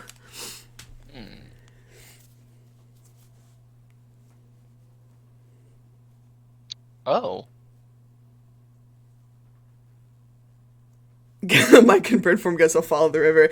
Micah, you're kind of the ceiling kind of hasn't changed, so you're able to follow this river along with your friends. Is everyone in the river throw Yeah, everyone is no, just Okay. Pike. Pike, you are kind of able because you're fish TM, you're able to kind of see these fairies come up, and one of them tries to kind of grab you as it falls into the river after you, and you're able to kind of like kind of smash it in the face with your foot and kick it away. Yay. You guys Fish managed moments. fish moments. You guys managed to kind of wrangle yourselves away from whatever fae are kind of left struggling in this river. But the darkness of the water-filled tunnel is kind of not very comforting because This is what Percy doesn't see. I have dark vision to 300 feet. Oh yeah, As Twilight cleric Percy's things. blind. Pike would lead Percy through. Pike will lead Thursday. Yeah, you grab Percy. It is fucking pitch black in this tunnel as like the water is like throwing you around. You can Percy's hear like startled as he grabs. Yeah. Fuck. you What the fuck is that? you can hear like the fae like screaming behind you as they're kind of sucked into this river, kind of scrambling to kind of find any kind of structure. Micah, you are somehow still kind of keeping up with like the recklessness of the river, but like it's becoming a pretty tight squeeze. As this river fucking plummets you guys through like this little tight waterway, a bright light kind of quickly like surges towards you, and you What kind of light is it? it's moonlight. You guys are outside. You all fucking rocket out of this cavern, and you go airborne as this river kind of sends you out of like a waterfall type area. Water slide. Huh? Water slide. water- Yeah, essentially like a water slide. You are fucking thrown airborne. And I am gonna need you all to roll dexterity one more time for me. Do I also? Dexterity saving throws? Yeah. Okay. Should I also, or? Micah, because you're a bird, you managed to avoid this. Oh boy. You all, Poor Delphine. yeah, Delphina just goes hurtling into the ground. I'm warning all of you now. Micah was able to cheat his way out of this one. It's not this is your good rolls are only going to save you just a little bit. Is there anything Wanda can do to help, like, Delphina? No, That's fair. you guys are in a bit of a predicament, and this roll is not going to do much for you except alter the path that you're taking just a bit. Oh boy. You all rocket out of this cavern and you go airborne. The night air is frigid and the moon is full as you fly through the air and you hurtle towards the rocky edge of a cliff that is beneath the drop off of this. Percy's just probably flown off. Yeah, Percy, you are tumbling through the air. Like you can hear you can hear Foxglove going, "Ah!" I love how you cut off at that. you can hear your little fairy friend fucking like wailing as you guys fucking fall like little rocks. All of you hit this cliff hard. And while, for everyone except for Delphine, this impact doesn't knock you out, but it definitely kind of, like, rattles you around and your vision blurs really heavily. Delphine, you are fucking knocked out cold. Yeah. You are knocked out cold. You guys hit this cliff and you kind of bounce. Micah, you watch your friends kind of bounce and, like, fall, into the freezing sea. And you watch them all plunge into, like, the freezing waters of the sea, and it wraps around your bodies in a very frigid embrace. You all stare at this, like, clouded dark of the bottom, and you can kind of feel the cold of the water, like, almost lulling you into this strange sense of ease and exhaustion. Pike, you have a little bit of an easier time kind of gathering your senses. You have probably been in a situation similar to this a few times. Swimming around with Yuli. But you still, hitting that cliff, still kind of, knocked you around a little bit more than you're used to. Micah, what are you doing as the single person? Is there any, like, landing areas, like, any place where he could land safely, like, untransform, and then go in so that he could drag a couple of them to shore? You are on a beach. There's, like, a little, like, line of, like, coast, that's kind of beachish, I should say, that you'll be able to kind of go back into a person. Alright, he does exactly what I just said. He, like, lands on the beach, goes back into person form, tosses off his boots, and goes into the water, specifically, like, going for Delphina, because she passed out. Gotcha. He is going to attempt to pull her to shore. Pike's gonna try and help Delphina swim to shore, too. Okay, you're both... I don't think there's helping her do something when she's unconscious. Yeah. Mike is just straight up trying to, like, drag her to shore, because she's just straight up, like, dead weight. Roll me as, athletics. Athletics, oh no.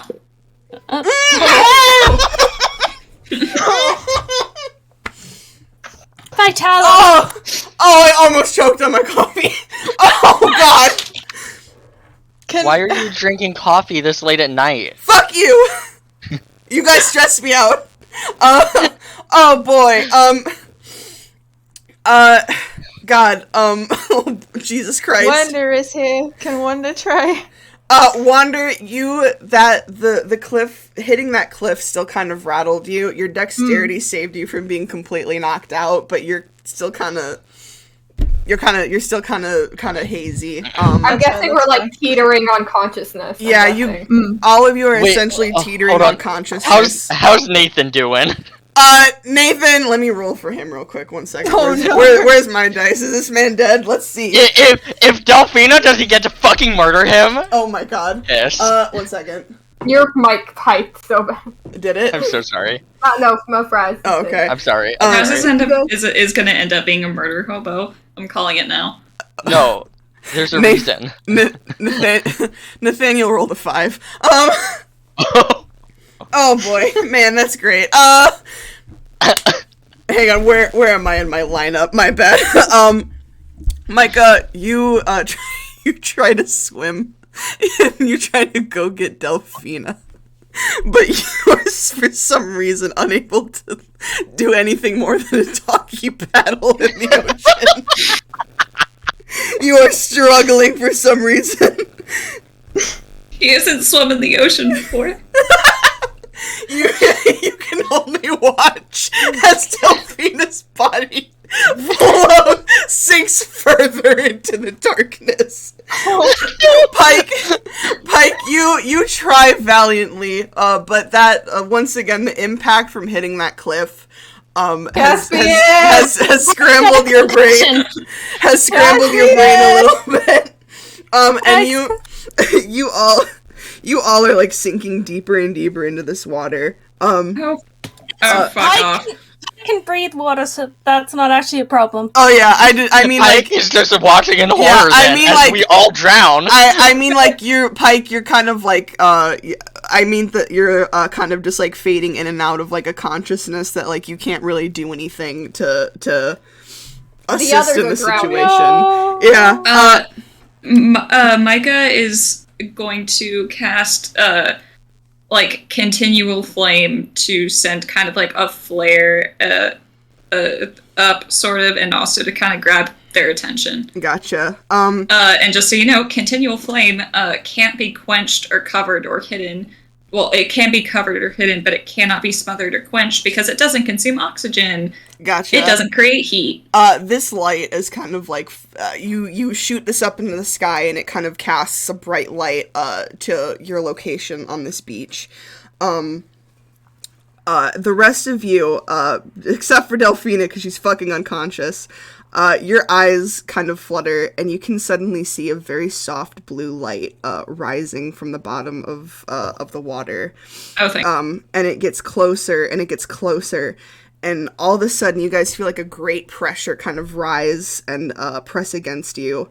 And you all feel something ever so gently lifting you from the water, and you can all feel yourselves break the surface of the water and push you back into the cold air of the night. Micah, you watch as your friends are lifted by a massive creature. Holy shit. You watch in the water before you sits Yuli, the moon god, and she has all of your friends kind of balanced on her nose. Pike snuggles Yuli's head. She has all of your pals, your buddies, on top of kind of her head and kind of crossed over her snout, and she lowers all of you kind of down, and gently like lays you onto the beach, and Micah, you watch Caspian kind of run up her back and down her neck to kind of land beside all of them, and he starts like kind of massaging like all of their chests to kind of like pump the water out of their lungs. Get Delphina first. She's been unconscious. Gotcha. Caspian kind of nods to you, and he kind of starts tending to Delphina. And Micah, you kind of stare up before you, and you feel nothing but like this calm, gentle aura kind of surrounding you as Yuli kind of stares at you. Her eyes are kind of large and wide as she kind of takes you in and tips her head at you very curiously. And he kind of bows. Yeah, as you kind of bow and you sit here before her, this kind of aura it fills your bones and your veins with this sensation until like this light is all that you can feel. And you're all kind of slowly coming to. Even Delphina, you are like heaving fucking seawater out of your lungs. All of you kind of are. But oh God! Pike's gonna give Yuli a little, lean over to Yuli and give her a little forehead nuzzle. Aw, no, Pike. Yuli kind of shoves her nose into your very being. She kind of lifts you a little bit as she embraces your embrace. Can Wanda join Pike in the wet hug? Yes, Yuli. Wander, Yuli spots you laying there on the sand, and she kind of goes for you too. You both kind of get scooped up in the moon mom hug. As Percy comes to, he sees Yuli and he fucking scrambles back. First, Micah would like to check on Percy. Delphina's just gonna lay down in the dirt and just exist for a second. Totally not to be suspicious whatsoever. Are we in the moonlight? Yeah, And you are is the hood off? Percy, you are fucking standing before the god of the moon. You are in the moonlight. You guys see as... Let's say Percy looks a little different right now. His hair has, like... His, like, normally, like, kind of dark brown hair is, like, in streaks of white. His eyes are, like, very pale, and his skin almost kind of sparkles in the moonlight, and he, like, sees you, and he is scrambling. I know what you are! He looks the same. No. He looks the same otherwise, it's just that there's a paleness to the... Not completely white, but it's almost like... His eyes aren't I wouldn't say his eyes are normally red, but it's kind of like a brownish red color. It's now kind of like a palish pink, as like the pupils are now kind of a white-ish color as well. And he looks the same otherwise. There's nothing else different about his feature. He's not white man. His skin is the same, except it shimmers in the moonlight, and there's like white streaks in his hair. But he sees Yuli, and he scrambles back. Caspian is kind of like crap on spider monkey. Caspian, Percy, you alright? Are you crying? Caspian is staring at you, Percy, kind of watching you, and he's kind of still patting Delphina's back, kind of trying to expel the rest of the water from her, and he goes, Are you okay? Percy?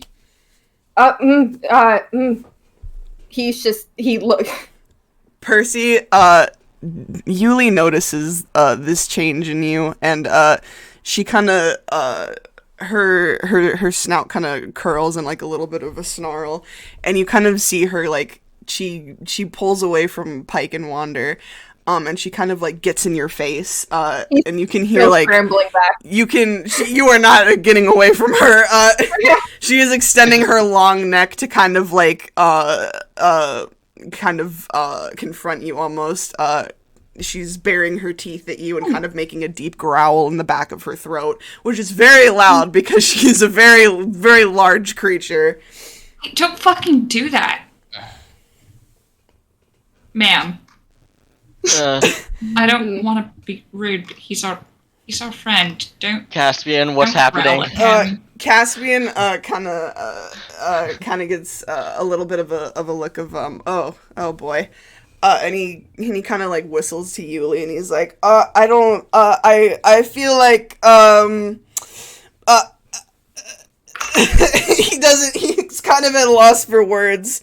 But he kind of goes over to Yuli, and he kind of is able to kind of pull her face kind of away from you, and kind of calm her down and kind of pat her, and he goes, I think perhaps that there's maybe an explanation that you have in mind for this.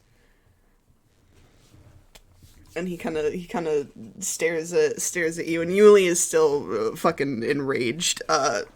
As much as Yuli, enraged is maybe the wrong thing, but she's very, very wary of you right now, Percy. Can Micah like take a step in front of, like, in between Percy and Yuli? Yeah, go ahead. All right. Delphina's gonna just sit up a little bit more recovered, and it's just like, what's going on? What's wrong, Yuli? I think seeing Yuli so wary about Percy Wonder will also kind of like... Oh, no. Maybe look at him kind of funny, because they've probably never seen Yuli like this, so it's significant if she's doing it. Oh. Percy looks terrified right now. Is there anything else going on right now with him in the Moonlight Pumpkin, or is it just... No, it's just, his hair is a little bit different, and his eyes are a little bit different, but that's kind of... I guess, like, mentally, is there anything happening, or is it just... You can kind of feel, your vision is shifting ever so slightly, and we talked about those little echoes of things that are not quite there, You kind of see like little shapes in the corner of your eyes. Yuli is definitely kind of progressing your condition a little bit. She kind of makes another like kind of pushes past Caspian again and kind of seems to bare her teeth at you a little bit more.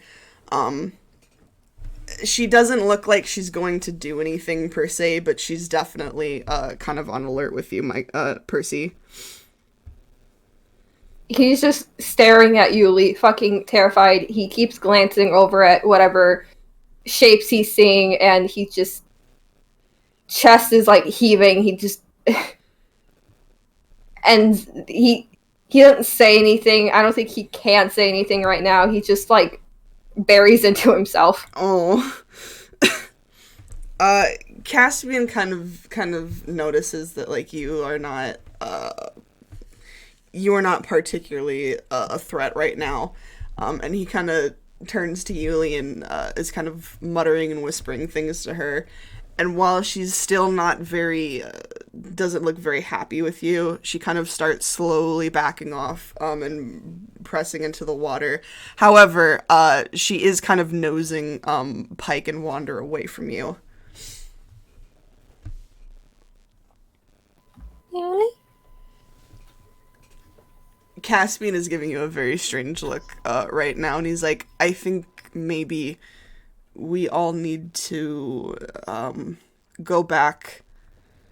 I think this is a very high tension situation. And you can kind of tell that because Yuli is whipped up into a frenzy, Caspian is not doing is probably feeling a similar thing, but trying to stay fair to you, Percy.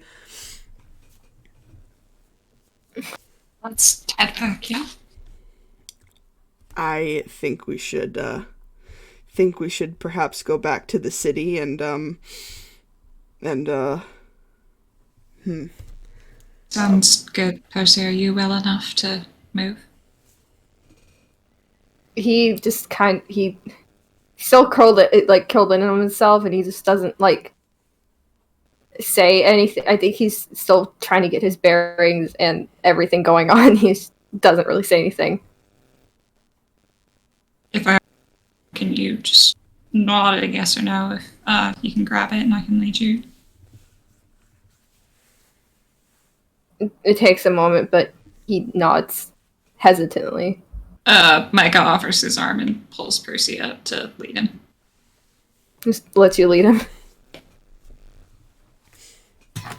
Pike rubs Yuli's neck and says, "This is the second time you've saved me." Aww. Yuli kind of turns away from looking at Percy and kind of looks back at Wander and Pike and makes a very like soft like trilling sound in the back of her throat and kind of goes to nuzzle the two of you again. Pike nuzzles back and makes dolphin noises. Oh God. Wanda looks at Yuli and kind of also shoots like a sidelong look at Caspian. It's like, as long as we're by the sea, we're safe. Oh.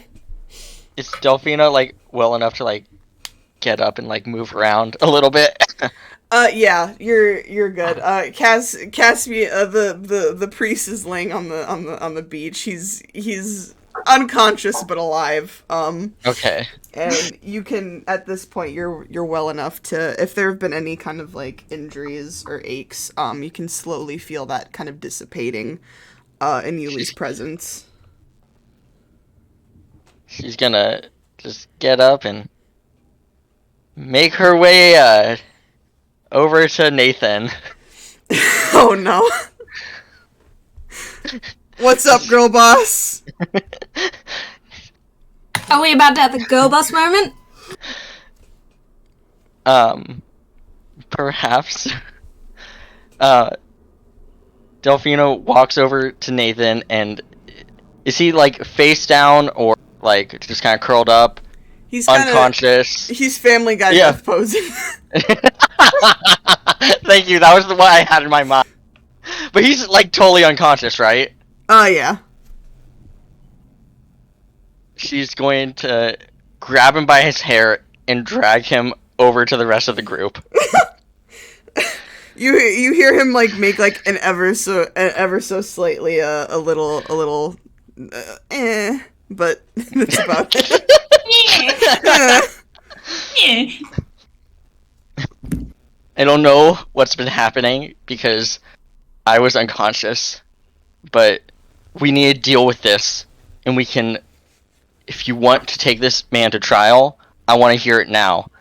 But he's killed too many people, and I want. He wasn't his in head. his right mind, and we can deal with it back at the city when everybody else is doing better. Now hold your fucking horses so that we can make sure that everybody else is in a perfectly fine state of mind before we decide on any of that shit. He followed the god of trickery. We can't say for sure if he was in his right mind or not. We can't say for sure when he started killing people. Can we save this for later? Can't you see that everybody else is in some kind of mental fucking shit right now? Can you hold on for it for later? I would rather kill him out here and let the crows have him than drag him into a city and have them wonder where the fuck we got a person. Where did we just get this random person? They're not gonna just let us walk into a city with a random person. We with tell them all the these... truth. They're not gonna let us walk into a city with all this corruption happening. Caspian? Caspian, your thoughts? Caspian kind of looks between the two of you, and he goes, it feels like that there's a context that I'm missing, and Caspian is kind of still like by Yuli and kind of like staying close to Wander and Pike, but he goes, maybe we can tell the gods that he was doing whatever he was doing in there, and he kind of gestures to the remains of the water slide-esque tunnel. That's the waterfall. Yeah, the waterfall-esque tunnel that has sent you guys flying. And he kind of looks at you guys and he goes, I think maybe we could let the guards just detain him, and then we could question him and get it on from there. I feel like perhaps killing him before he has a chance to speak in his fair mind is a bit much.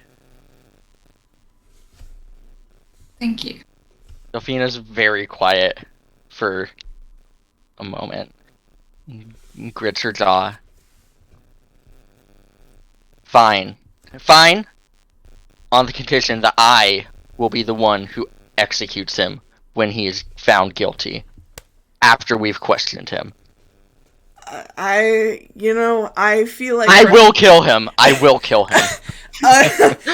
Caspian kind of like closely like clutches Yuli, and he's like, okay. Listen. I have a feeling that perhaps Ethan could arrange something of that sort, but Ethan will understand. Ethan will allow this to happen. Do not worry about fucking Ethan.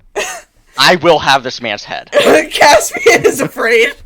Caspian's like, all right, well, let's let the guards just detain him for now, and if Ethan says so, then so it will be. Your friend scares me. Where's my pack? I'm gonna tie this cretin up then. You still have all of your... Where the fuck is... You would still have all of your stuff on you. Okay. She's gonna use one of her ropes to fucking hog tie him. Oh my god!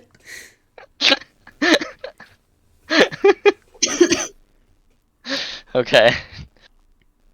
Are we ready to head back to the city? How's everyone doing? Yeah, Micah's still leading Percy. Alright, Micah's got Percy, Pike and Wander. What are you two doing? Saying goodbye to Yuli. Aww. Reluctantly. Yeah.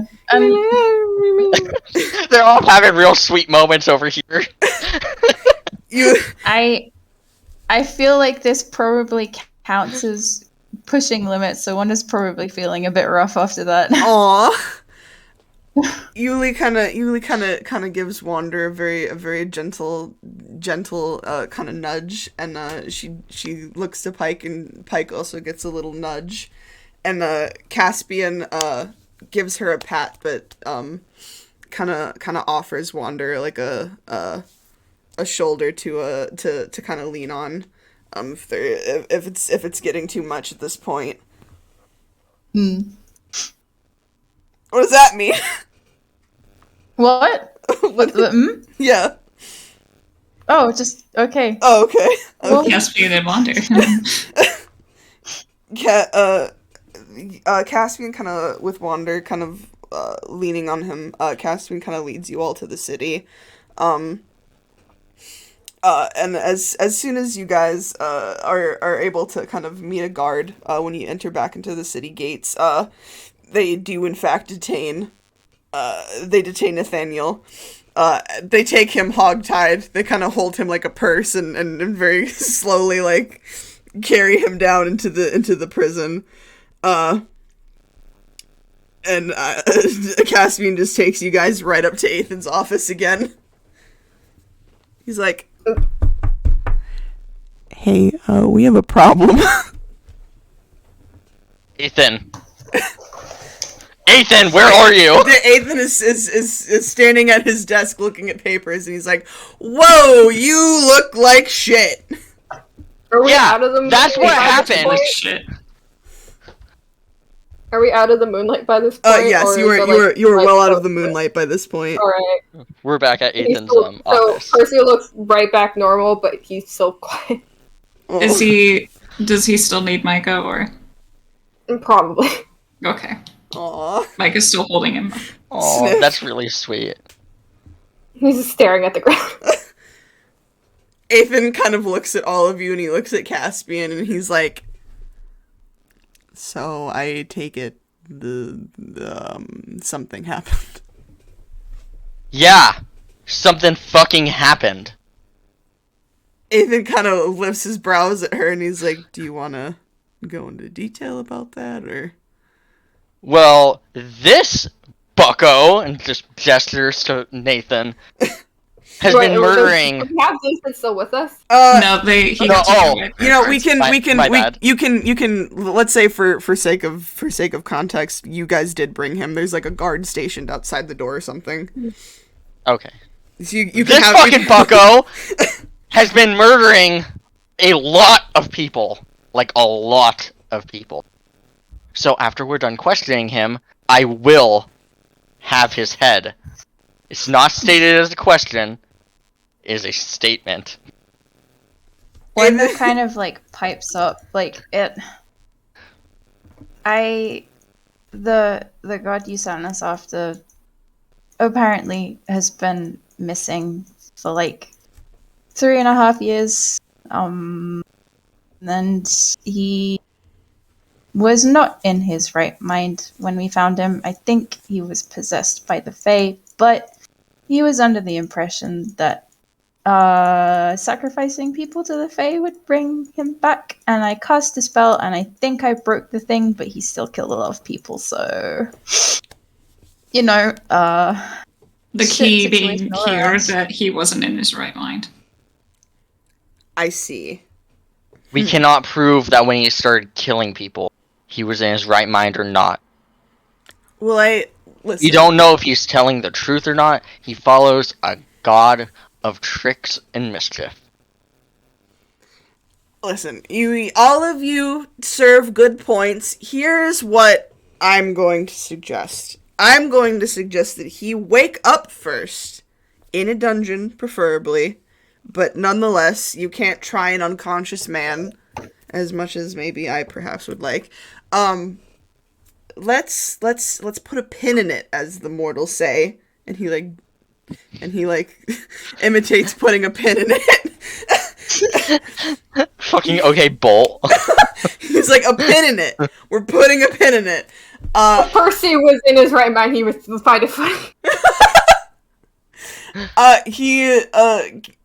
Ethan kind of looks at Percy and he's like, you okay over there?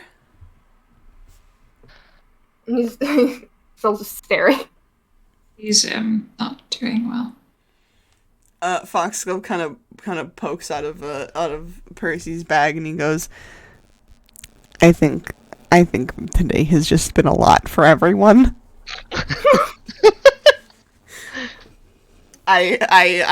just in my opinion, I think that whole thing was a lot. And then he goes back into Percy's pocket. He's like, it's all wet in here. My chips are soaking wet. Are we all still like soaking wet? Yeah, all of you are fucking dripping. You are. My God. Ethan is very upset that his carpet is ruined. He's looking at you guys and he's saying, "All right, I think everyone needs to first of all leave my office and go bathe because you all smell like the fucking ocean."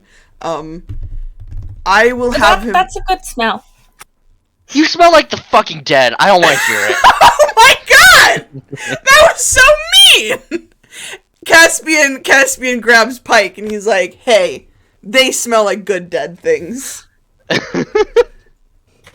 Aw, thank you. I think everyone. Pike fist bumps Caspian. Caspian Ethan. gives them a pat on the head. Ethan, on a more serious note, were you able to find anything out about that book? Not yet. You guys were only gone for a few hours. Listen. Let's turn in for the night. I will look into this and I will handle that. And he points to the unconscious priest that you guys have tied up. And he's like, I feel like there's a lot going on right now, and I feel like I don't have the necessary context for any of it. Everyone go take a shower and go to bed and get your wet asses off of my carpet. Ethan. Tomato.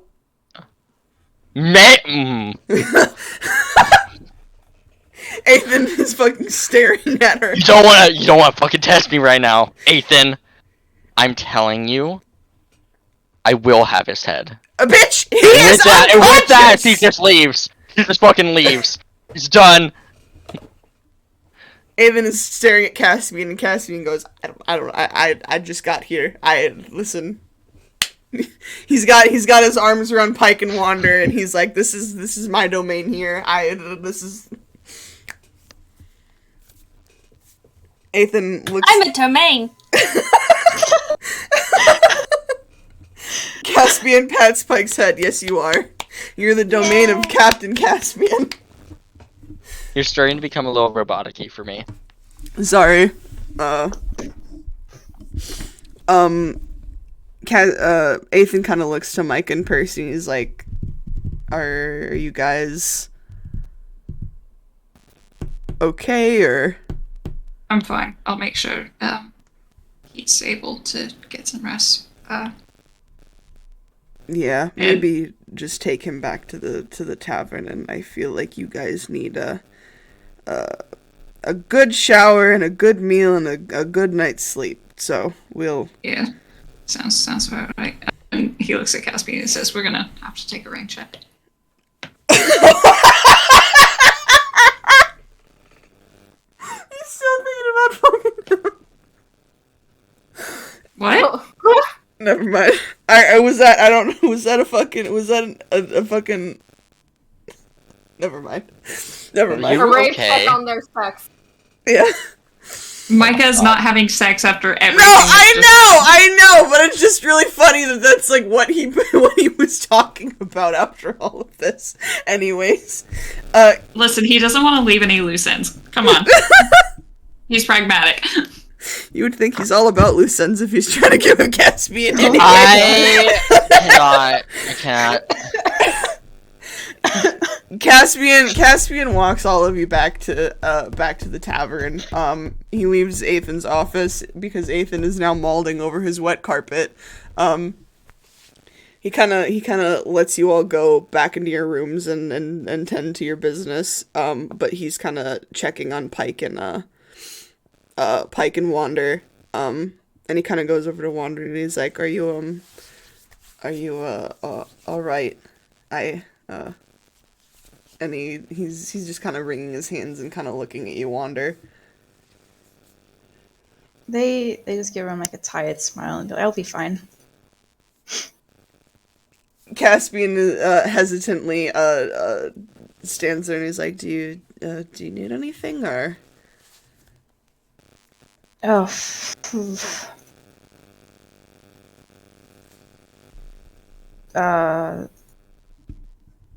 like sleep and clean and stuff, probably, but you know. Yeah. Long day that you've had. And he kind of hesitates for a moment, and he goes, I'm glad you're all right. I was, at least when we hit the water, I was never in any danger.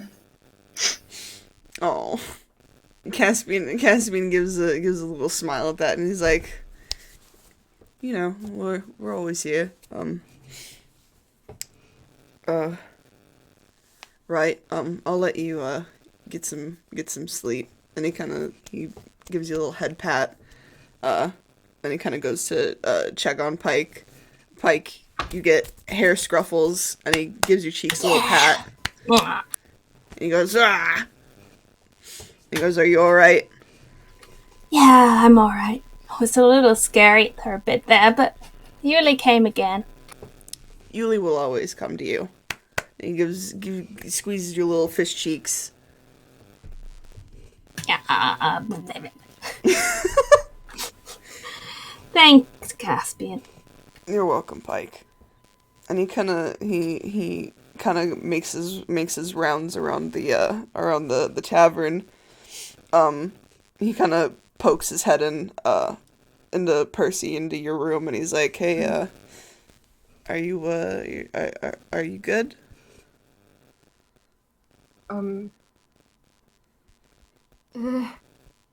Shrug. Listen, don't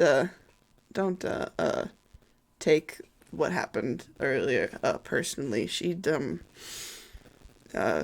rather protective of those two, and she doesn't quite understand nuance of certain situations. So you know, I don't think any less of her for this, and don't think any less of yourself for what's happened. Kind of gives Caspian kind of like a sad smile at that. He's like, sure, yeah. Well, Caspian kind of gives you a tight-lipped smile and kind of leaves you alone. Foxglove is sitting on your dresser, staring at you like, you good?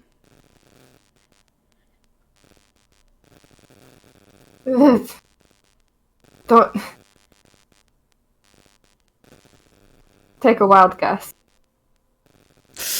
He kind of sucks the air through his teeth, and he goes, "Oh, well, I'm just gonna," and he like takes like a candy bar that's like in your sock drawer, and he crawls into your sock drawer. All right. Oh my god. First, he's just gonna sit and contemplate.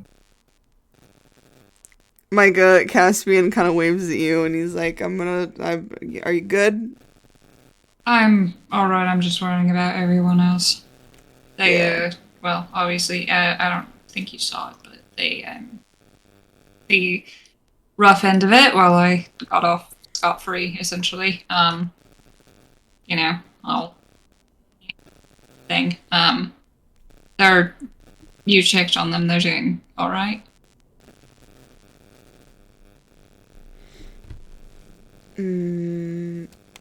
Just checking on everyone. Was there anything you needed? No, I'm good. Just need some sleep. That's all. I probably, I just need to sleep, and I don't know. Maybe tomorrow I need to. You know, no, I shouldn't say that in polite company. Thanks for helping out. You're welcome. He gives you a little wave, and then finally he goes and turns to Delphina, and he's like, "Yeah, you frightened me a bit, but are you okay?" Thank you. Yes. I'll be fine. It's fine. Thank you. You're welcome. And he, very nervously, exits your room. With that, Caspian kind of just, leaves you all, to your own, vices. Probably goes back to Ethan's room, to, Ethan's office to have a discussion about the batshittery that, went on. Like, are we sure we want these people trying to help? The redhead scares me. The redhead frightens me a lot. I don't want my little cinnamon rolls mixed in with this. You take the other ones.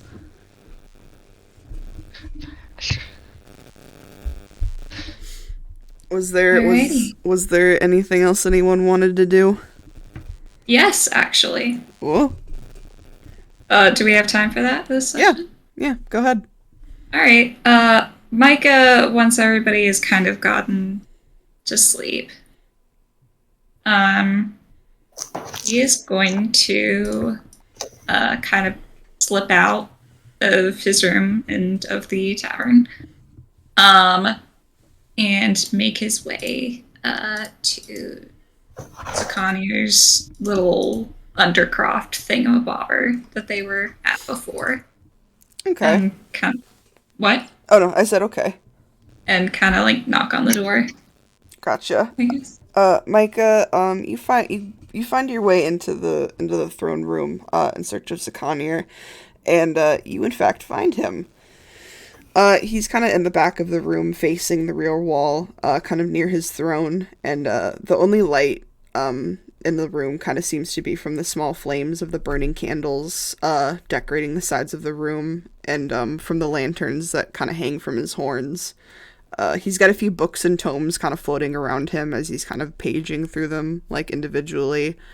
And without really turning to look at you, he kind of, his loud kind of, deep voice kind of goes, what can I do for you, little creature? Right, sorry to burst in and all, but I just wanted to ask something before I could, while I had the chance, I guess. Zakanir kind of turns to you then and closes whatever book he was reading and kind of looks at you with expectantly. Right. Sort of a weird question, and I totally understand if you're not able to answer this for whatever reason. I had a couple of deaths in my circle recently, sort of. Not recently, more like recently, within the past 10 years, recently. But, I kind of wanted to ask if you, well, you know where they go, I guess, and I just wanted to ask if they were all right or happy or, not screaming somewhere in the afterlife in pain or whatever. Your family, I take it. Well, yes. Straight to the point then. Little creature, Yes. I know every death and every drop of blood connected to those deaths. They're very content where they are. Your family were very good and just people, and I remember them well when I walked with them on that fateful day, and I welcomed their souls to the peace that they deserved. He kind of walks to you a little slowly and stands still a bit away from you. He's kind of looming over you because he is such a large creature, and a soft orange light kind of glows from the back of his otherwise empty skull sockets. And he goes, know that they loved you, even in their final moments. It welled within them and spilled over in their souls, and their hearts spoke so fondly of you. Then they still do. Thank you. That's all I needed to know. Have a good night. Little druid. Know that in the wake of your tragedies, you do not walk alone in that darkness. My heart speaks the language of grief, and you burn from the inside out with it. And he kind of tips his head at you, and he looks at you very earnestly, or as much as a skull can earnestly look at you, I suppose. And he goes, "Be wary when you wander the forests of your grief, little beast. Travel too deep, and you may never find your way home." You sound like Jeezy. I try. And he kind of stands up tall, and he kind of nods at you and turns and kind of wanders off into that door that he had brought you guys in the first time that you met him. Micah takes it as his cue to leave and goes back to the tavern. Yep. That's all I wanted to do. Alrighty. Was there anything else anyone wanted to do? I don't think so. Hell yeah. Sakani, you're very gently calling Micah a pussy. Ends the session. Oh my god. So how is everyone doing? Destroyed. Delphina wants to kill a bitch. I'm like actually crying.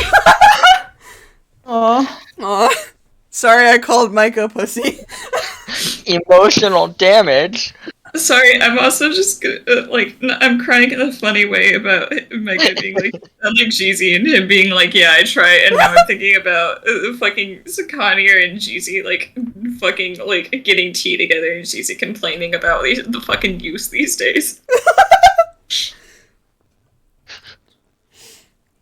You gonna be good, Jay?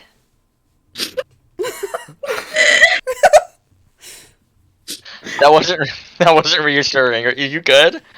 Yeah. I'm fine. Had a lot of hard hitters this session. Tease. No. Ow. Wenda's just sitting in the hot tub, like, my hand was on Caspian's boob for like 10 minutes. My god. It was longer than that. They're like, I was manhandling that titty for a while. I was in there. Full on clasping breast. I can't believe Wanderers saved Nathan. If anything happened to Yuli, they kind of get it. They don't agree with it, and they he killed a lot of people, and they get that, and he should answer for it. But also, they kind of get it. Also, they were possessed by the Fae. Oh, for sure, but Man, just fucking yeah. fucking Fae are just pouring in, and Wander's just like, I can tank this. I got this. I'm going in. God, I can't wait for more of Delphina and Micah's interactions, though, because they are absolutely gonna butt heads so much. Oh, it's gonna be so good. Also, my notes are completely updated. This session took up 3 whole pages. Let me look at the new notes. Oh man, let me count my pages of notes. Good god. Oh boy. All right. I took 0 notes because I raw dog life. You can just refer to mine. They're not comprehensive, but they get the point across. I love the little notes you kept sharing, like dick secured. What? Guess how many pages of notes I took in my notebook? How many?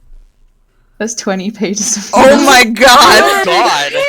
You know what? I love the dedication. A+. I can't wait till y'all get to see Delphina not interact with Ethan and someone who hasn't very clearly killed lots of people. It'll be different, I promise.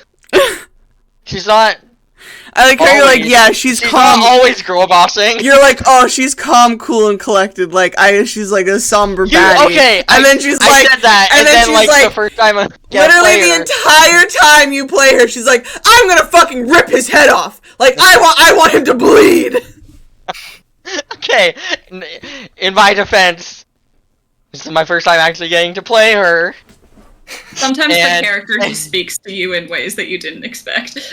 That, but also, did it not all kind of make sense for her, Pumpkin? No, everything it did. that happened this session. It did. Like, you can't blame me. It still all like makes sense between Ethan and Nathan. Oh, you know. It's like, hey, tomato, go fucking murder you. I'm gonna fucking kill your whole family. Ethan's like, wow, that's a little bit too close to home right now. Yeah, literally, my brother's literally on the dissecting table right next to you. Q, please be a little bit nicer. Thank you. Like, oh, really? Really? Just pushes, like, his bones off. Oh, you want to see tragedy? She fucking shoves his corpse off of the table. I'll kill him a second time! Guys, this... Also, I'm sniffing at the notes that you're writing, Jay. The little... Hey, hold on. The part about Percy reminding him, Micah, of his brother, Sif. Oh. Lol. Lol. I love how oh, sorry, go ahead. No, you go first. I love how my notes can go from Dick secured and Wander has hand on tit, let's go Wander, let's go, to comprehensive, like, several sentences long of how Micah feels about different characters. Where are your notes? Give me. They're in the writing channel. Oh, it should be it should be like where oh, I see. It hasn't updated, but where I see. Oh, it has also, updated yet? No, it has updated. It's just like you go to like I mean what I meant was like you didn't like resend them, so just go back to where you had sent them. Also, I feel really bad about like how Wonder is going to be around Percy for a bit. No. Oh no. Yeah. He who's. He who's. I feel everything is okay. I feel like it doesn't help that like Yuli really does not understand like context when it comes to things like this, so she's like bad. Wait, so what? I didn't understand either. I was like, oh, he's fucking crazy. Tight. Jake, do you want to explain? I feel like this is something to explain next session. Yeah. This is an in-character discussion. This is an in-character discussion that Percy has to have with you guys. Okay. When he like... She really only caught like the tail end of that. She probably saw Percy being like Percy's like new appearance. Oh, she did, but like she was like, I'm like really exhausted after like fucking drowning. Delphina is like, my head is waterlogged. Wow, Percy looks different. I guess that's just a hallucination. Anyway. Oh shit, the moon god is angry at Percy for some reason. Yeah, like, there's a whole lot happening, and like, I gotta like, focus my mind. What can I focus on? That motherfucker over there. Yeah. That's what I can know. That's what I know. That's what I know.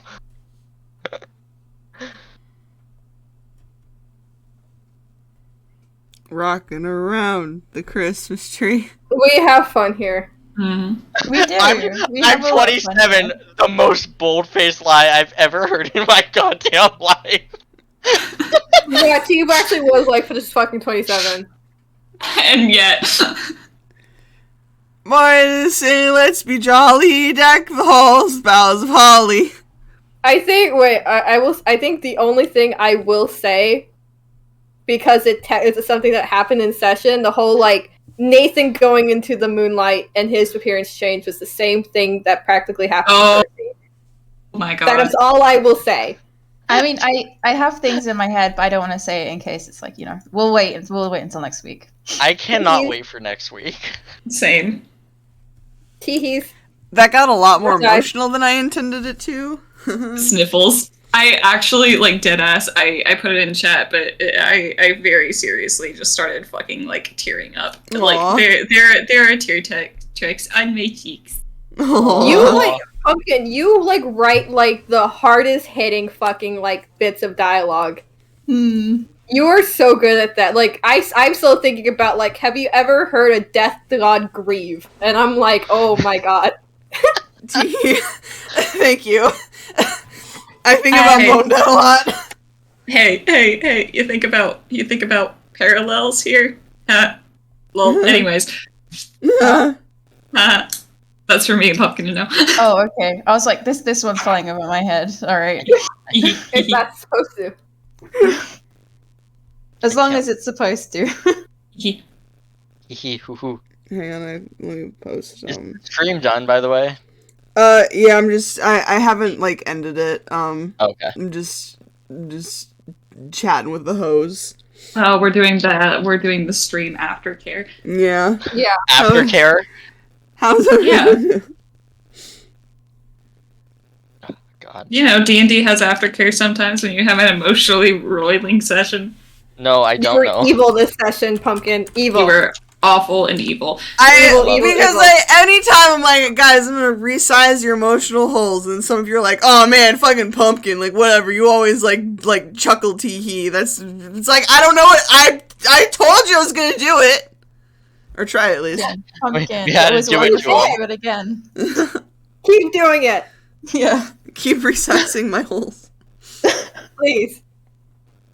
I do have to say, I truly, truly love that Pike and Wander are just like, we're happy and nice and kind, and like, we want to just help and just like, be warm hugs. And then there's the other three. I mean, there's the other five if you count Smudge and Foxglove. I mean, to be fair, Micah, he doesn't like resorting to violence for reasons. So that's like kind of why he was very hesitant, I guess. He very much does not like the idea of immediately going balls to the wall trying to like exact whatever the fuck on someone. So like he is like a kind person, but he has been very, very jaded by what has happened to him, but like he still like retains at least some compassion from before TM. It'll make sense. Like, you guys know who Delphina's patron is, but like, Yes. like it makes a lot of sense. Then I will wait to bring that up in character, because I don't think many people are gonna react very well in character about finding that out. I think it would definitely depend on who found out. Some people take her a very different way than others. Yeah, Aethan it depends. Aethan is just scared of her. So is Caspian, I guess. Oh, Caspian's fucking terrified of her too. Caspian's like, oh, are you like, sure she didn't do all this? He's Are like, you oh, sure she's not the villain? let me just hide behind mom. Literally fucking ducking like a child ducking behind his mother's apron. I promise, it'll be good. It'll be fine. Rocking around the Christmas tree. I need to get you more lore, Pumpkin. You tomorrow. do, bitch. We're coming up on it. Let's fucking go. I've been depressed, and I have been Oh, boo! We have LARPing to do. I don't care about your feelings. Go throw yourself from a cliff. We are Take still a flying streaming. leap. We are streaming. That's fine. Don't worry, I said it in a safe for stream way. I'm gonna get banned. That's funny. Goodness gracious. I want to talk more about her, but I want it all to be a secret. I understand. Then just yell in Pumpkin's DMs. Yeah. I will. Tomorrow, though, when Pumpkin and I are both more awake. I'm not listening. Pumpkin, tomorrow we're doing a voice call. Alright, that's fine. Okay. You can't fucking, like, do it when you're like, oh man, I'm straight out of work, let me get in my car. Like, fucking call me like a normal person. Yeah, I will, because, like, I want to, like, go home and eat. So. Well, then, I want you to know that, like, I posted that my over dramatized out of context thing about you being like, so you want them to sodomize each other when I was talking about Ethan and Dolphin. When my friend was like, I thought that he only saw one human pussy and it scared him. I'm like, they never had sex! I wonder whose pussy scared him. Wow. Yeah, I wonder. That's crazy. He's like, he's not gonna stick his dick in crazy twice. It's just a predator down there. It's just the teeth movie. Oh no! He's like, I'm a little bit frightened. Oh my god. God. Anyway, I will say though, guess what time it is for me? It's 1:12. Time is it? It's 1:12 for you. It is way too late for me. You need to go to bed. I do. So do you, because you're only 1 hour off from me. Good night, Juan. Good night, gamers. Good night, gamers. I Good say night, finishing. stream. Thank you. Going to draw some.